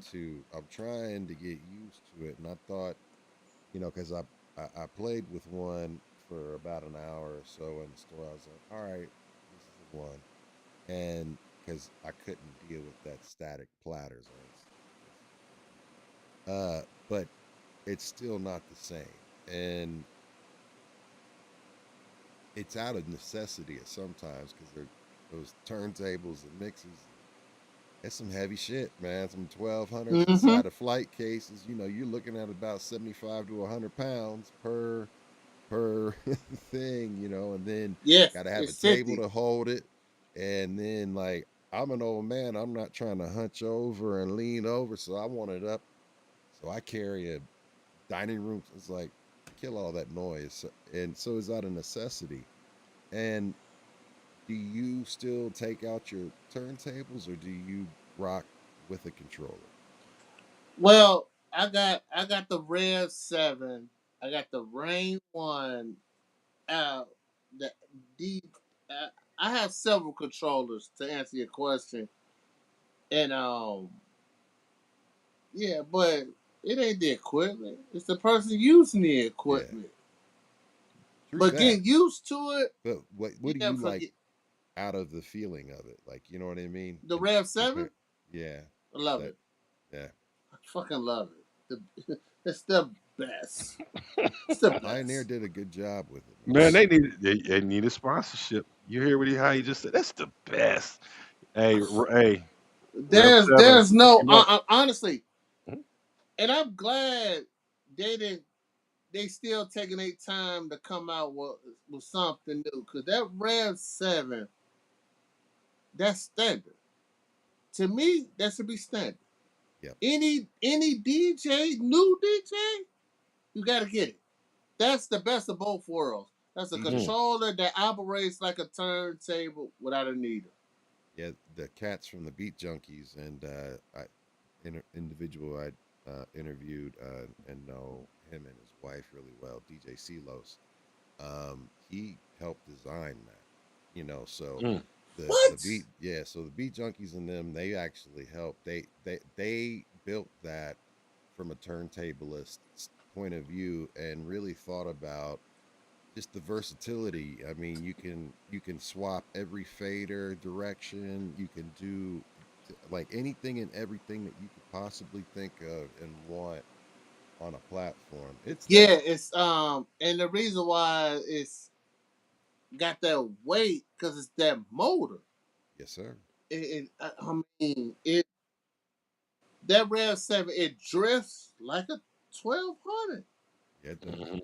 That pitch, if you move it, it's that sensitive. Yes, so um, I know back when controllers came out, I was against it, just like I was when Serato came out. I was the last one to get Okay, on because that was Serato. what I wanted to ask you. Like, what was that? That was kind of like I remember that. Remember when what? Max brung that to the pool, and we Yeah, was all the looking final like, scratch and all that. Like, what and the hell is you this? could see some getting excited. You could see others like, fuck that. I want my records. Yeah, because the way our minds was trained and sharpened, we like they still making records. They still hmm doing CDs. So when we don't have that kind of access, then we may consider that. You understand what I'm saying? Yeah, they But made it happen. The labels made it happen. Yeah, they yeah, did. They yeah. said, I remember the statement they said, I think it was 2008. They said, because the record started dwindling, then we was getting CDs. They said, we about to just send y'all MP3s. And said, we're not sending y'all records. The shipping and everything's too much. It was an abrupt drop from They saved so much money. I know, still 40 records to 10, and then 8, then 6, then none. That was a big You precipitous want to drop, but they was warning so us. They was warning us. I should have patented this idea. I'd probably be a millionaire. It's the Mm, intros. I was doing those The way 8 bar, before 16 bar intros was intros. coming out. Cause labels wasn't giving out instrumentals Mm, because they didn't want rappers rapping over their stuff. the But what mixtapes. I used to do, they like them TV tracks. hmm I used to chop them up. It would be a half measure, second, third. I will hit a snare and I will listen to the bass drum and I will kept like splicing, you know, until I get that 4 bar. Then I will loop it. I had intros for all man for all that. What? How you gonna do that? Yeah, I should have patented that because the hmm labels, the labels were sending out MP3s with DJ intros. I'm like, damn. Your idea. Yeah. Yeah, I should have patented that, man. You know how much money I would have been making just from the labels and it was what 44.4 the kilohertz, yeah, that bit rate. Yeah, man. Cause at that time I was doing of the CDs. Then I graduated to doing it with the controller. Then I was running through Adobe, which Okay. I still do today. And hmm a lot of my edits I still do with a controller and a CD player. You burn it down to CD. Mm-hmm. I got you. There Yeah, you go. Yeah. yeah. And then I run it through Adobe, and I save it to Wave or AIFFM. Yeah. I love it. I love it. That's still all the tools that you can use and, make separate yourself, do something Mm-hmm. special with it. I like that. Mm-hmm. I still use all that too, and not for quite as much for DJing, but for other purposes and production. You know, Mm-hmm. to kind of get into just to make sure that we cover, a lot of your community work and the things that you are involved in and have been involved in. You've worked with brands like Belaire, T-Mobile, Subway, Harley Davidson, Hard Rock Casino, Mm-hmm. 3CBC, schools, community events. What did those spaces teach you about professionalism? Say what now? What did those spaces and all of that teach you about like professionalism and being able to be the quote unquote corporate DJ? Because, like you said, back in the day, you were street. You had the bandana. You said, you know, and you might not have got booked for some of those school events and corporate events as largely as you were back then, or was there anything that you had or that you learned uh, and helped sharpen to be able to be in those spaces and be referred and thought of as like They that's the believed in guy? the entertainment. It's the entertainment and my music knowledge. I can I can play Young Jeezy and go straight to Fleetwood Mac, and you wouldn't even know it. So Now that's a mix for your ass. Yes, it is. it's that and relatable to the demo. I can have kids singing Earth, Wind, and Fire September and turn around having them singing Miley Cyrus Party in the USA. Corporate events, that necktie coming loose. That and a couple of drinks. Hey, Yeah. And not only did that, I'm singing along with the records that I'm playing. So if I'm playing the Eagles, I know the words. I'm not just playing it because it's in my computer. I know. Yeah. My right, favorite you all know the music. my favorite group of all time is Fleetwood Mac. Shout out to them. Yeah, Word. shut up. Yeah. So in these Which album's your spaces, favorite? huh? What's your what albums is your Tuss. Tusk? You like Tusk over Rumors, huh? Well, this is toss up because Gotcha. one got one song that the other one. I think I think it was a part two. It's a part It is a two. part two. It is Yeah, absolutely it's a it part two if you know about. because if you Yes. get the greatest hits on CD, you get all them songs. Yes. But if you get the greatest hits LP, it's missing one track. That's just something for those out there collecting. Didn't know. But to get in more in depth with that, what gets me in these rooms is I understand what am I there for. Yeah. I understand my assignment, and I'm easy to work with.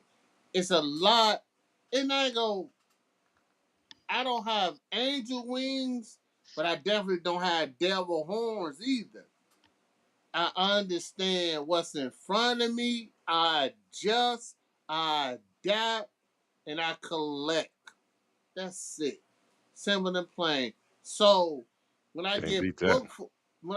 booked for a gig, I know why I'm there. I don't try to be the star. The music is that. We got a That's what's question from the chat. What's your Good. favorite song to mix?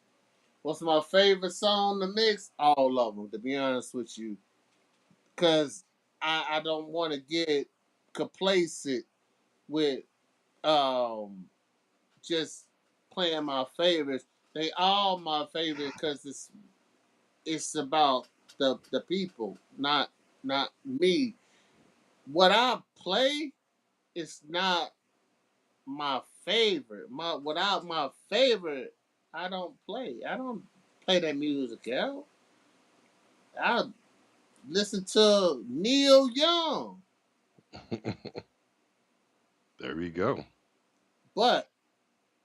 but if I'm in a space, I will play Heart of Gold. I love it. I love it.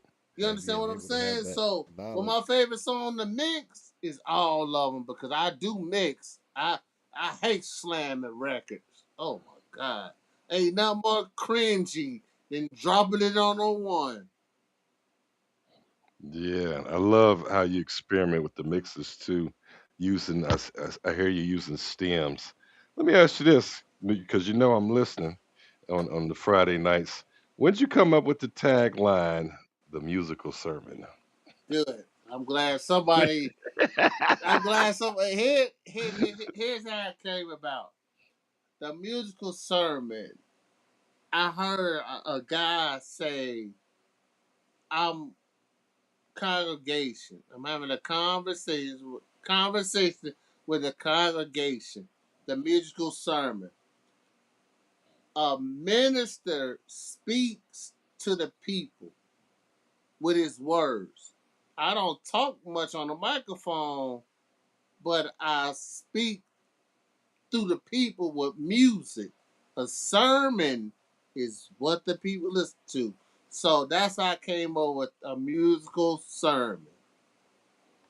I I like it. think I think wordplay in messaging and combining Yeah, messaging and cause the themes and cause the songs important. cause the crowd is the congregation, and the music is like a conversation. So I'm just having a conversation with the congregation with music. Musical sermon. Yeah. Amen. Yeah. So Yeah, I was waiting to say that. Amen. so yeah. But my music knowledge is um it's I ain't gonna say I'm a walking encyclopedia, but I read a lot. I read a lot, and I watch a bunch of documentaries. And again, I go back to these record covers, and I start finding out these producers, and I'll look them up, and I'll find out what's their association to this, and what's their association to that. Like with record labels, how MCA and Solar and Geffen Records is under the Interlinked. same Yeah. umbrella. Curtis Mayfield had his own label.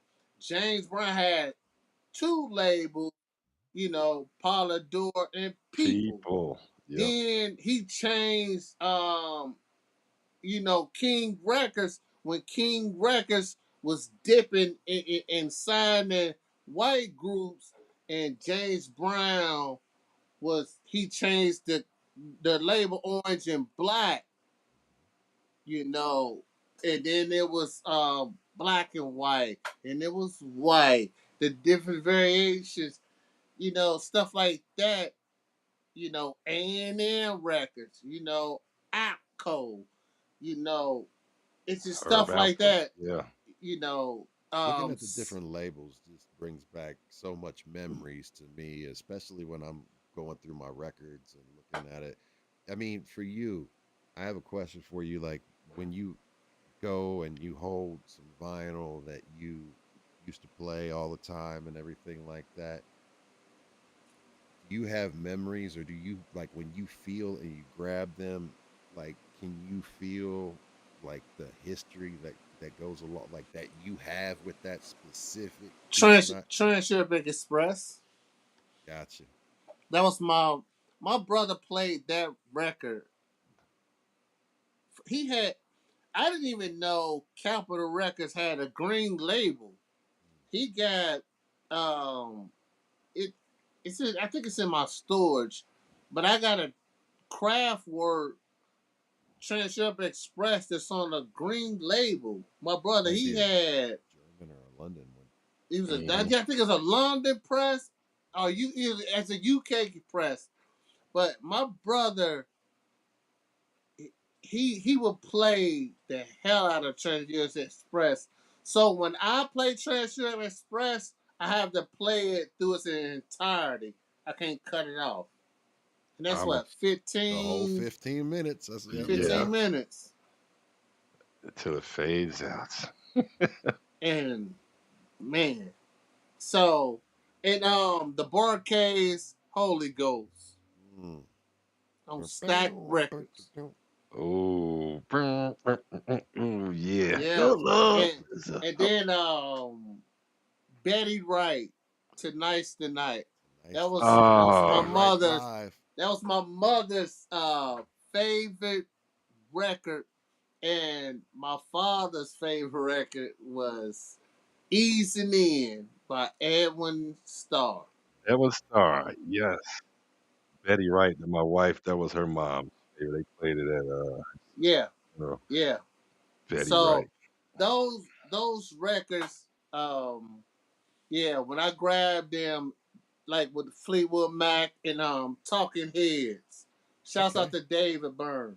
Yeah. Yes, I used to love that record. Listen, man, like Talking Heads, not a lot of people know this, but when they broke out and they were big and everybody that was P Funk. It was Bernie Worrell was the keyboard player for Talking Heads, y'all, and people didn't realize that. And all of that burning You down the know what? house. You That know was what else P came from Funk, man. that? That was You know Bernie else? Worrell. Yeah, Tina and her husband from Tom Tom Club. Yes. Yeah, yeah, yep. I mean, So, and they was he was part of the wordy rapping hood. yes. Mm-hmm. Hmm. Musical history. Which was the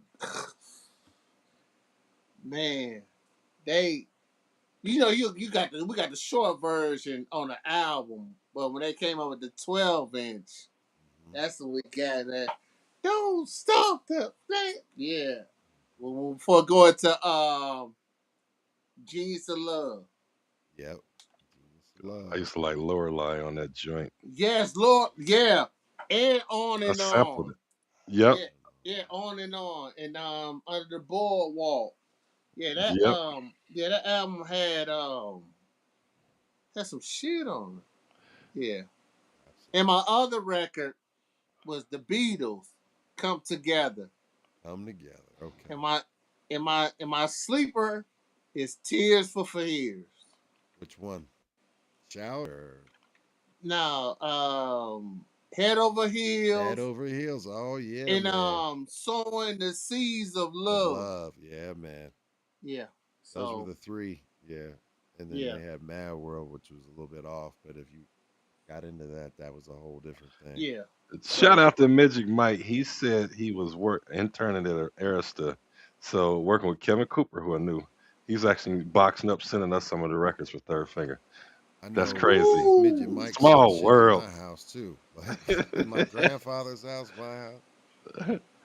But Yeah. That's my promo people. They was the stars too. now let's fast forward for a second because we also want to talk about like you launched DJ Fest in 2024. What made you feel Cincinnati needed an event focused on DJs? Okay. So shouts out to my partner DJ Ballard. We relaunched it. Um, we did it 2015 slash 2016, Got you. but we was doing it like at bars. You know what I'm saying. So it was never on a big platform, but that was the ultimate goal. When you sit at the table brainstorming, you know, okay, so how far are we gonna go with this?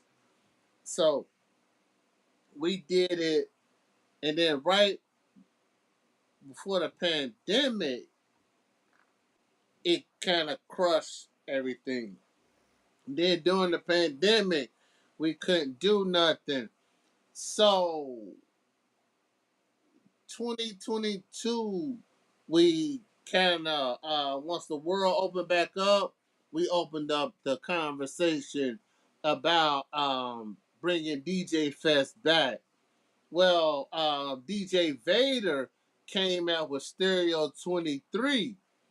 So we was like, no, he been working on this for since 2020.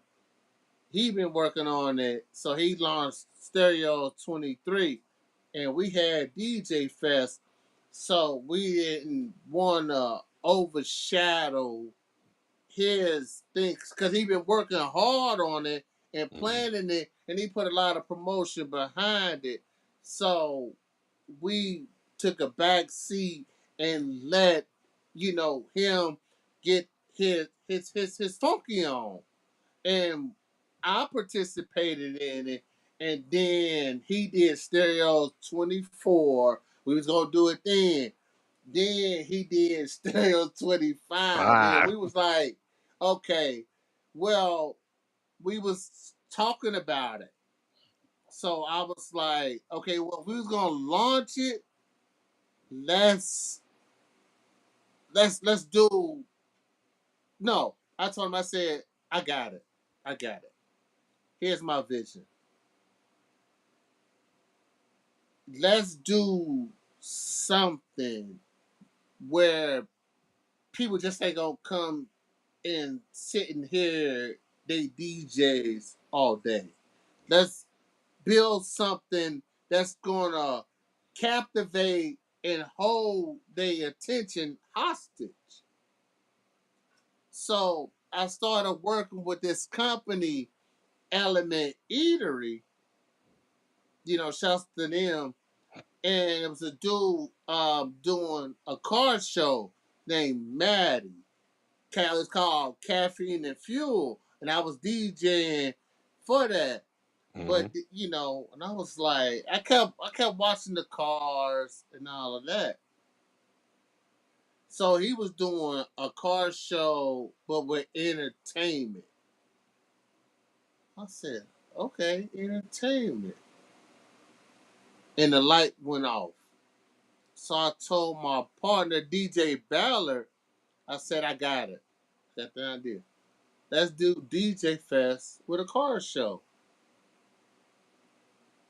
He was he looked a little puzzled. I said, listen, listen. This is how it's gonna roll out. Entertainment is what they're hearing, but the cars is what they're seeing. So I'm doing the whole. I'm bringing it all together. I say, listen, this people are not gonna leave because if it's just DJs, they're gonna leave. They're gonna, all right, cool, whatever. All right, I'm out. I heard this, I'm gone. But with cars, they see, oh my God, look at that car over there. But they listen to the music At the same time, yeah. at the same time. So once I put that, perspective in his ear, I say, now listen, the marketing is gonna market itself. It's gonna move on its own. I said, but I'm gonna talk about it, but it's gonna move on because for one, it's a car show. Two, they don't. It's a new place, so they're getting a twofer. And three, it's DJs put by put on by a well known DJ and his partner, which is well known in another space. I stepped away from doing DJ Fest because I was doing River Bash. You know what I'm saying? And that's something I just wanted to do on my own, just for fun. Nothing behind it. I ain't had no real plan of execution, no measuring stick. I just wanted to buy some food, play some music, and entertain people. That was the,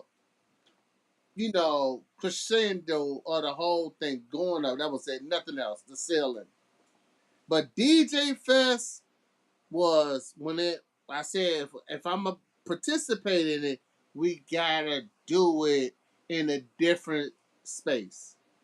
Hmm. So that's when I That's attached brilliant, though. the car show with the DJ, and it was, when I tell you, if you ain't never been to Element Eatery, um, it's a big campus. It's huge. It's mad pace. It's 5350 Mad Pace Way. If you're in that neighborhood, stop by and see, because it's a big campus. And when I say people couldn't even, it was, they couldn't even park. It was it was packed. It was And they great. got that outside stage. So that's Yeah, when I ran into you there one time. yeah. And Over there. when I tell you there was some cars, I'm talking about houses on wheels, McLaren, Bugatti. the Cincinnati Bengals players was up there. I mean, Mhm. it was the city was out. The city was out, and it was such a great big turnout. I was we was going. I told myself I was gonna take a break. You know, they asked me to do it again, so we're doing it again this year. And to be honest with you, Ghost Boogie and G Fresh and y'all artists, I don't even know what the hell I'm gonna do because the bar was. No, I Ah, ain't gonna say the bar. I yeah. take that back. The impact was so successful. You have the expectation to Yeah, You yeah. gotta at least match it, if not, and you exceed it. want to smash it, right? You know what I'm saying? But complimentary, to the culture, I'ma do it. I'ma do it. So, I got to put it together. But it's well, going down September. I already had a date. It's September 5th. It's official. September 5th, there you heard it, 2026, September 20, 5th at the yeah. Eatery, Element Eatery, Element Eatery. 5350 Mad Pace Way. And Little yeah. near what they call it, Madisonville or Ridge. It's right there on Ridge and Madison Yeah, Road. yeah, yeah. It's right. I mean Red Bank, Red Bank. Right. It's in between Red Bank Road and Madison Road. Hmm. Gotcha. It's been so much Yep. change that's happened since I've been Oh there. yeah, I watched that go up. I was that's when I was living in Mount Washington before getting back to Forest Park, and I watched them build that and slow traffic down on my commute. That was a mess. Yeah, Yeah, but it's nice over there. This is Yeah. very nice. You know, yeah. So shouts out to my partner DJ Belaire, and shouts out to all the DJs that participated in DJ Fest 25, and did we're you have doing it any again this problems? year. Did you ever have any problems with DJs working together? No, because That's beautiful. pretty much I ain't gonna say handpicked, but my ear and my it was a bunch of DJs that's popular in their secular people, and I wanted them to use this platform to branding themselves to an audience that they may not see Yeah. again, but now it's an introduction, and plus also, giving them that pass down that torch. So if one wants to take that idea and do their own thing with it, fine. We know where it came from. We know the inspiration behind it, and I'm okay with that. I'm And okay with that. man, props to you for having that vision and insight to put those two things together. It's always I've been to a ton of car shows, and music is always a big thing, and be able to put those two together, brilliant. And to also say, you were named best DJ by the Cincinnati Herald. What did that recognition mean to That's big. Well, I had several DJ of the year award, but for the Cincinnati Herald to recognize me, and that's made up of the vice mayor and some other folks at that table. And when I you? saw Historical it, paper. yeah, so yeah, and when I saw it, like, is that a typo? And it's saying the winner is, and my name DJ Diamond, DJ of the year, and they called me to tell me, okay, this is where the award ceremony, and I asked, let's say, how did my name come about? Get They said it nominated. was a They said it was nomination. You won by a lot. And you just said you don't know how many folks really listen to you and like your style of DJing. I'm So guilty. I nominated you, bro. It was me. I appreciate it, G Fresh. I'm not bullshitting, but So when I went to I voted. go, get the award, they was clapping up a storm, and I'm like Donnie Hathaway in the sense like, success is something that he couldn't handle. That's why he Yeah, killed himself because he couldn't handle success. And and mental issues. I'm just a smiling, thanking them. But in my mind, I'm like, I don't know what else to fucking do. You know what I'm saying? Because I'm humbled by it, Hmm. and I'm amongst folks that I like. Okay, they listen to the radio. You understand what I'm saying? Now I'm in the same room with the folks that listen to the radio, and when I'm on the radio, you don't know who listened to you because you at this blindly like it's dark. You just playing for an imaginary crowd. Pretty Well, much. it's not imaginary. It's No, and really not. that's It's when it not. becomes real. It's not. It's not a theater of the mind. It's really reality. You just not. Hold that. Let me backtrack. When I got into radio, my objective was to touch folks that my hand can't touch and speak to folks that my words can't. You know what I'm saying? Reach. I'm not limited. I'm not limited. I'm really touching these folks for an hour or 4 hours. That's on the radio. You know how people attention span is, Yeah. Yeah, absolutely. and I'm still on radio 17 years later. Well, 18, and I'm still on the radio. Not one station, 3 stations. So I'm I ain't saying I got it all figured out, but I got something figured out. Absolutely. You do. Blessings, Absolutely. blessings. And I'm gonna be the first to say, man, watching you getting the record pool and the send, and I remember the promos too. It's a couple haters in the pool. They like, oh man, they got this corner. Like you and Easy E, he had the cheese coney. You had the Subway. Mm-hmm. The promos. I said, that's slick as fuck. Some niggas was hating on this shit. I said, this is forward thinking right here. This is getting his name out there. And I was like, and those were some of the separators to getting to that radio track, which you got on. So Yeah, proud, and so proud of you, bro. Just wanted to say that, man. And I appreciate y'all giving me my flowers while I'm here to smell them. You know what I'm hmm saying? And I'd rather be seen than viewed.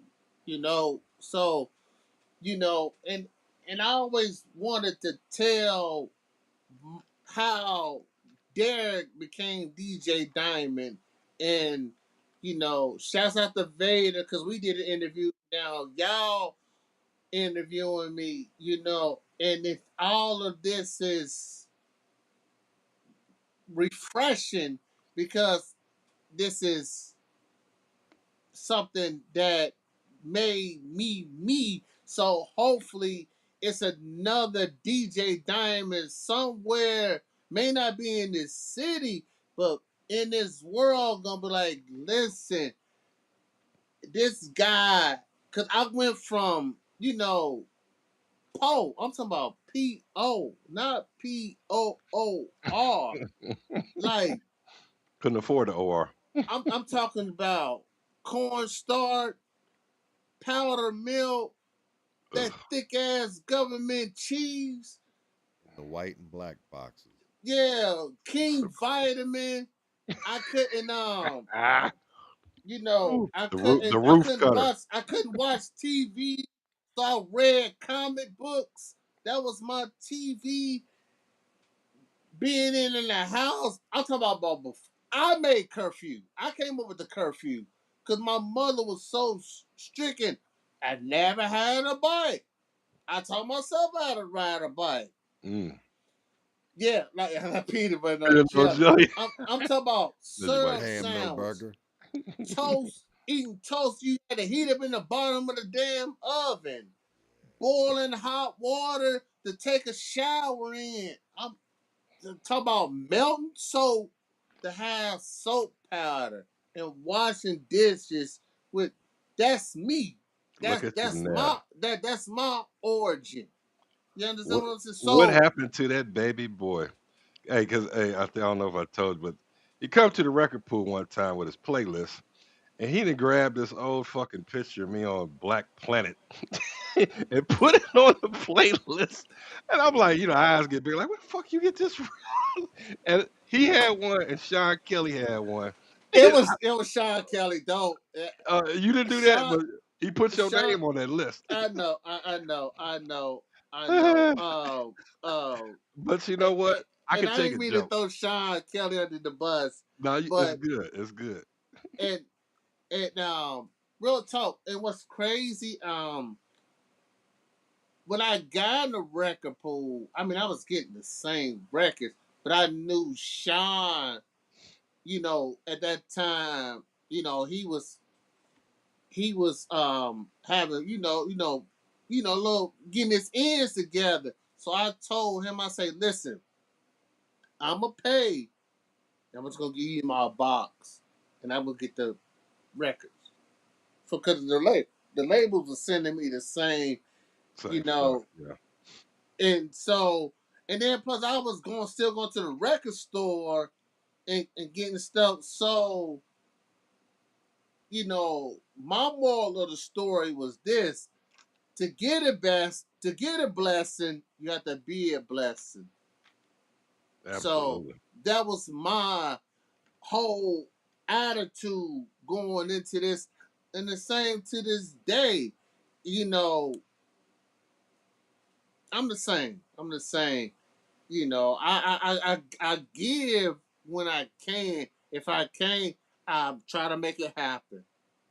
Which, I'm not gonna stamp something that I know I can't deliver. which leads me into the question, when Okay. people talk about DJ Diamond from, years from now, what do you want them to say you stood You know, Ghost Book. I think about that. I think about that question all the time. I think about that question all the time. When I'm dead for? and gone, Legacy. how will people Bill you. will Yeah. speak about me? Or what would they? What would be the They memory? I'm a hoarder. I'm a hoarder. He give a lot, but he has a lot. I care more than I should. You understand what I'm saying? Hmm. But I don't know what I want. Whatever they see me, let it be from a. If they speak from a genuine space. If they if they're gonna speak about me, let it be from a genuine space, not from a space of hate or mishap or miscommunication, because at the end of the day we all got the same 24 hours a day, and what you do in it is what you do in it, whether you productive or not. What you do or So don't. That speaks volumes. I just want people to speak from a genuine space if they're gonna speak about me when I'm said and done. Word. That's a good tagline. Yeah, man. And you heard it. Another musical sermon. This was actually words, though. So, what still motivates you after 33 years, bro? The music, the music. Let's be the music. Turning It's me. this because long as I'm able to play it, I'm gonna play it. That's my motivation. The music and the people. Gotcha. What's the one thing that you haven't accomplished or done or achieved that you want to?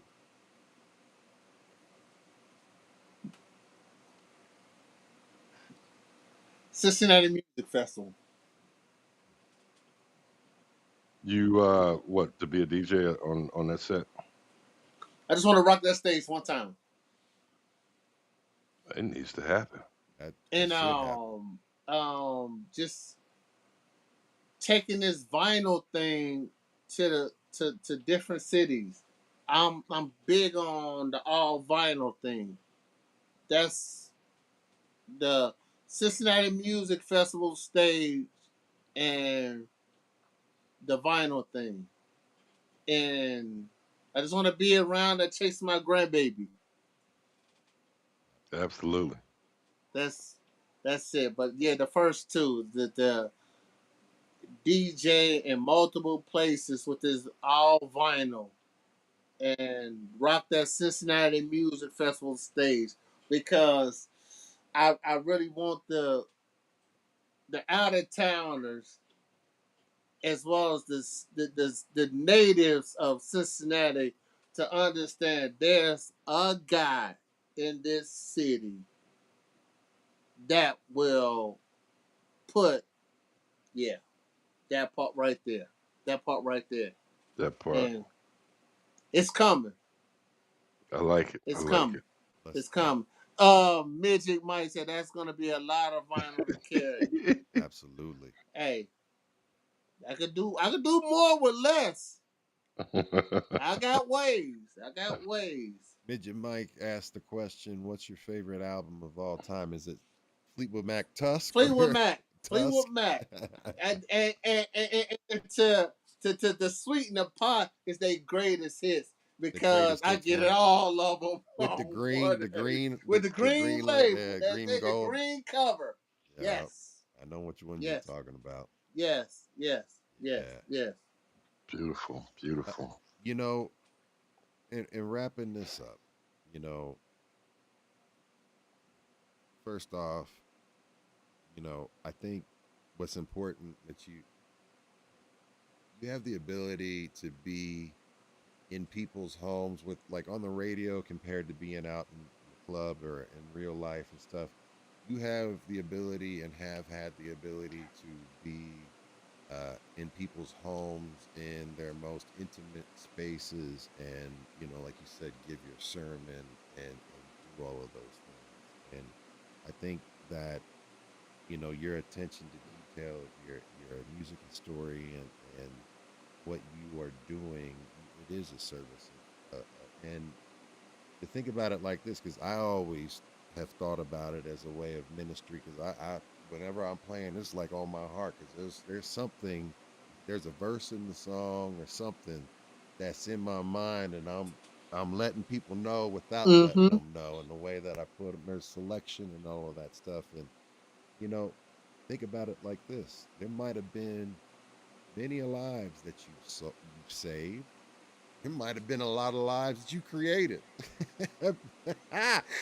Making them baby maker music. Think Mm-hmm. about it like that. But I mean, it's a huge responsibility, and to be able to be on three stations in the same market, and at the same time, and then do everything that you do. It is you had your own day named after you in Cincinnati, uh, which is your birthday of all days, which is dope. That's huge, right? I want Mm-hmm. to know what is the one lesson that you learned the hard way that still holds up to this day. I work smarter and harder because nothing comes easy. If it comes easy, it leaves easy. Mm, But quotable. I also understand that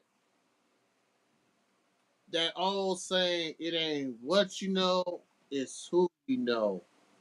It's it's damn near who you can influence. Because I've seen some conversations alter people's decision and moving forward with dealing with me. That was one of my lessons, and I'm about as transparent as it comes. You know, if I don't rock with something, yeah, I'm verbal about it because it's gonna affect me in some capacity. If I walk into it, it's gonna affect me mentally. You understand the physicality of that? Mm-hmm. So, and when I'm invested in something, I'm invested in 100%. So if I kind of line myself with something, I just don't, I just don't fuck with it. And I say I don't fuck with this person not because it's a bad person. I just don't fuck with this person because our ideas, our chemistry I know. ain't there. But people take that I don't fuck with you thing and they run with it because it's easy to get the attention of people. That's what I talk about influence. That's what I mean by the influence. But the phone call or what do you mean by that? That right there solves a lot of problems. What do you mean by that? Well, allow me to explain myself. This is Mm-hmm. what I meant by you swinging right when you should be stared straight.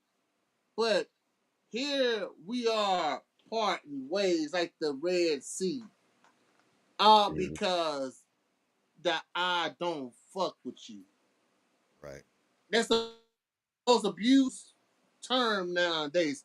And I don't want to get too far off the subject, but that's just the nature of the beast in certain conversations with dealing with DJ Diamond. But on the flip side of that coin, it's the secular folks that I deal with that will beg to differ. So coming full circle, everybody will meet when it's time to meet. And we can compare the pros and cons and see which one outweighs the other and move forward. I think that should be the business model anyway. That's pretty much should be is basic business skill. Some people construe that and make things personal, but that's the basic business model. Yeah. And I get it and I understand, but that can't be the way. That can't be the way, you know, because one of your peers have outgrown you or it or the situation or whatever it is. And then I don't know. Times change, people change. Mm-hmm. Yeah. At Yeah, least the music doesn't change. But Once it's out there, it's out and there. at the end of the day, DJ Diamond is an entertainment name. That's at the end of the day.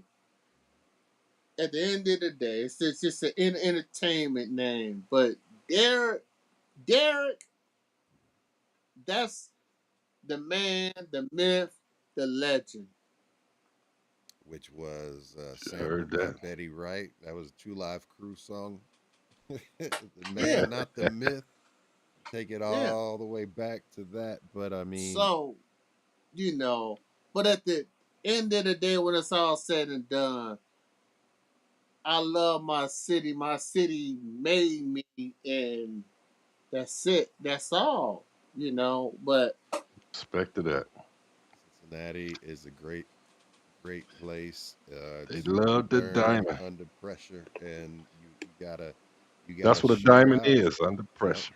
under pressure, mhm. man. And mad love to you, fam. I mean, And we're gonna get you back when as we yeah, get creep up closer to the which is me and wifey okay, birthday month. We're gonna DJ Fest. We're gonna bring you back so we can help promote that.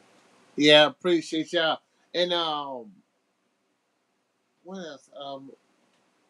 I definitely some folks that I want to want to shout out. I don't think Please. I Oh, shouted feel them out. free. I know Don Juan for sure.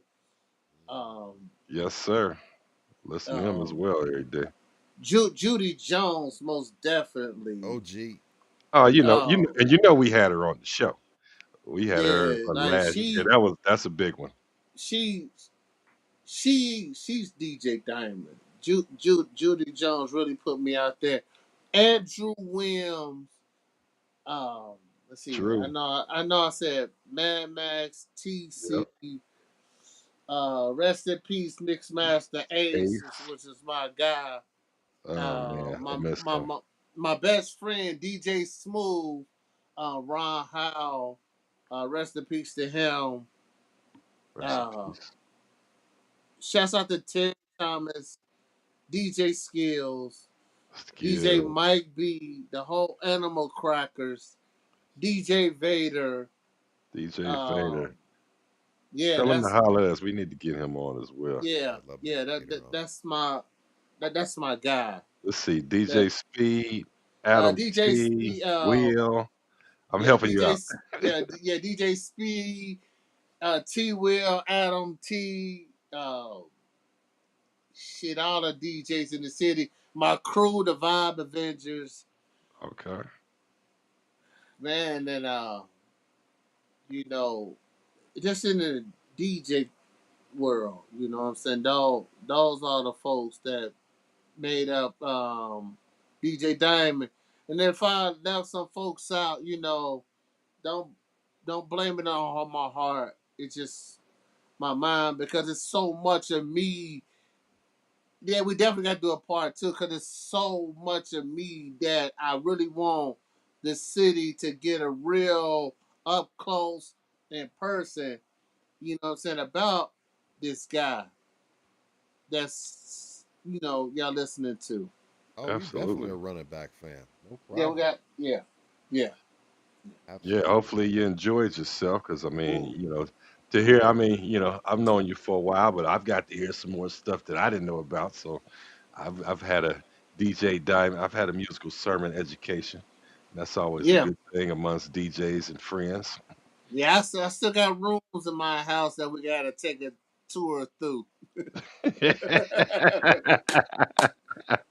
That's So what's up.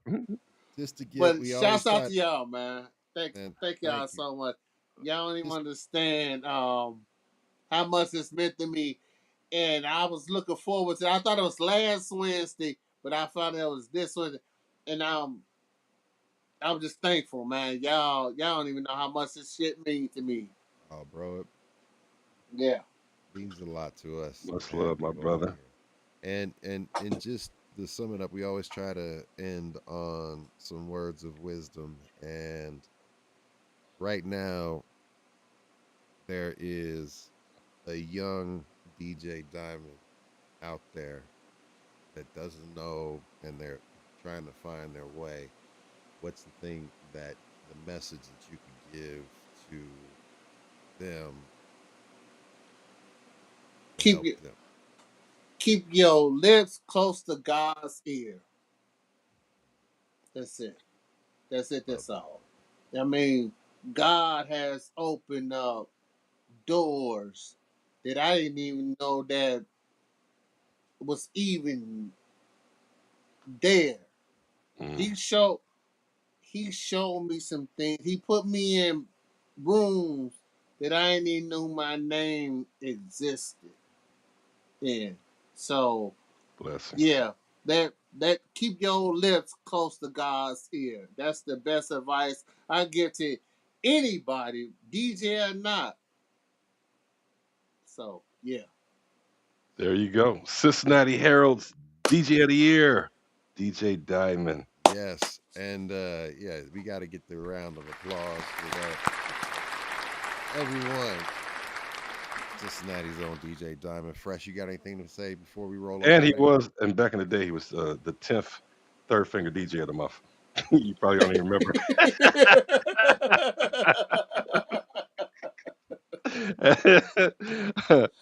Man, what happened to that baby boy?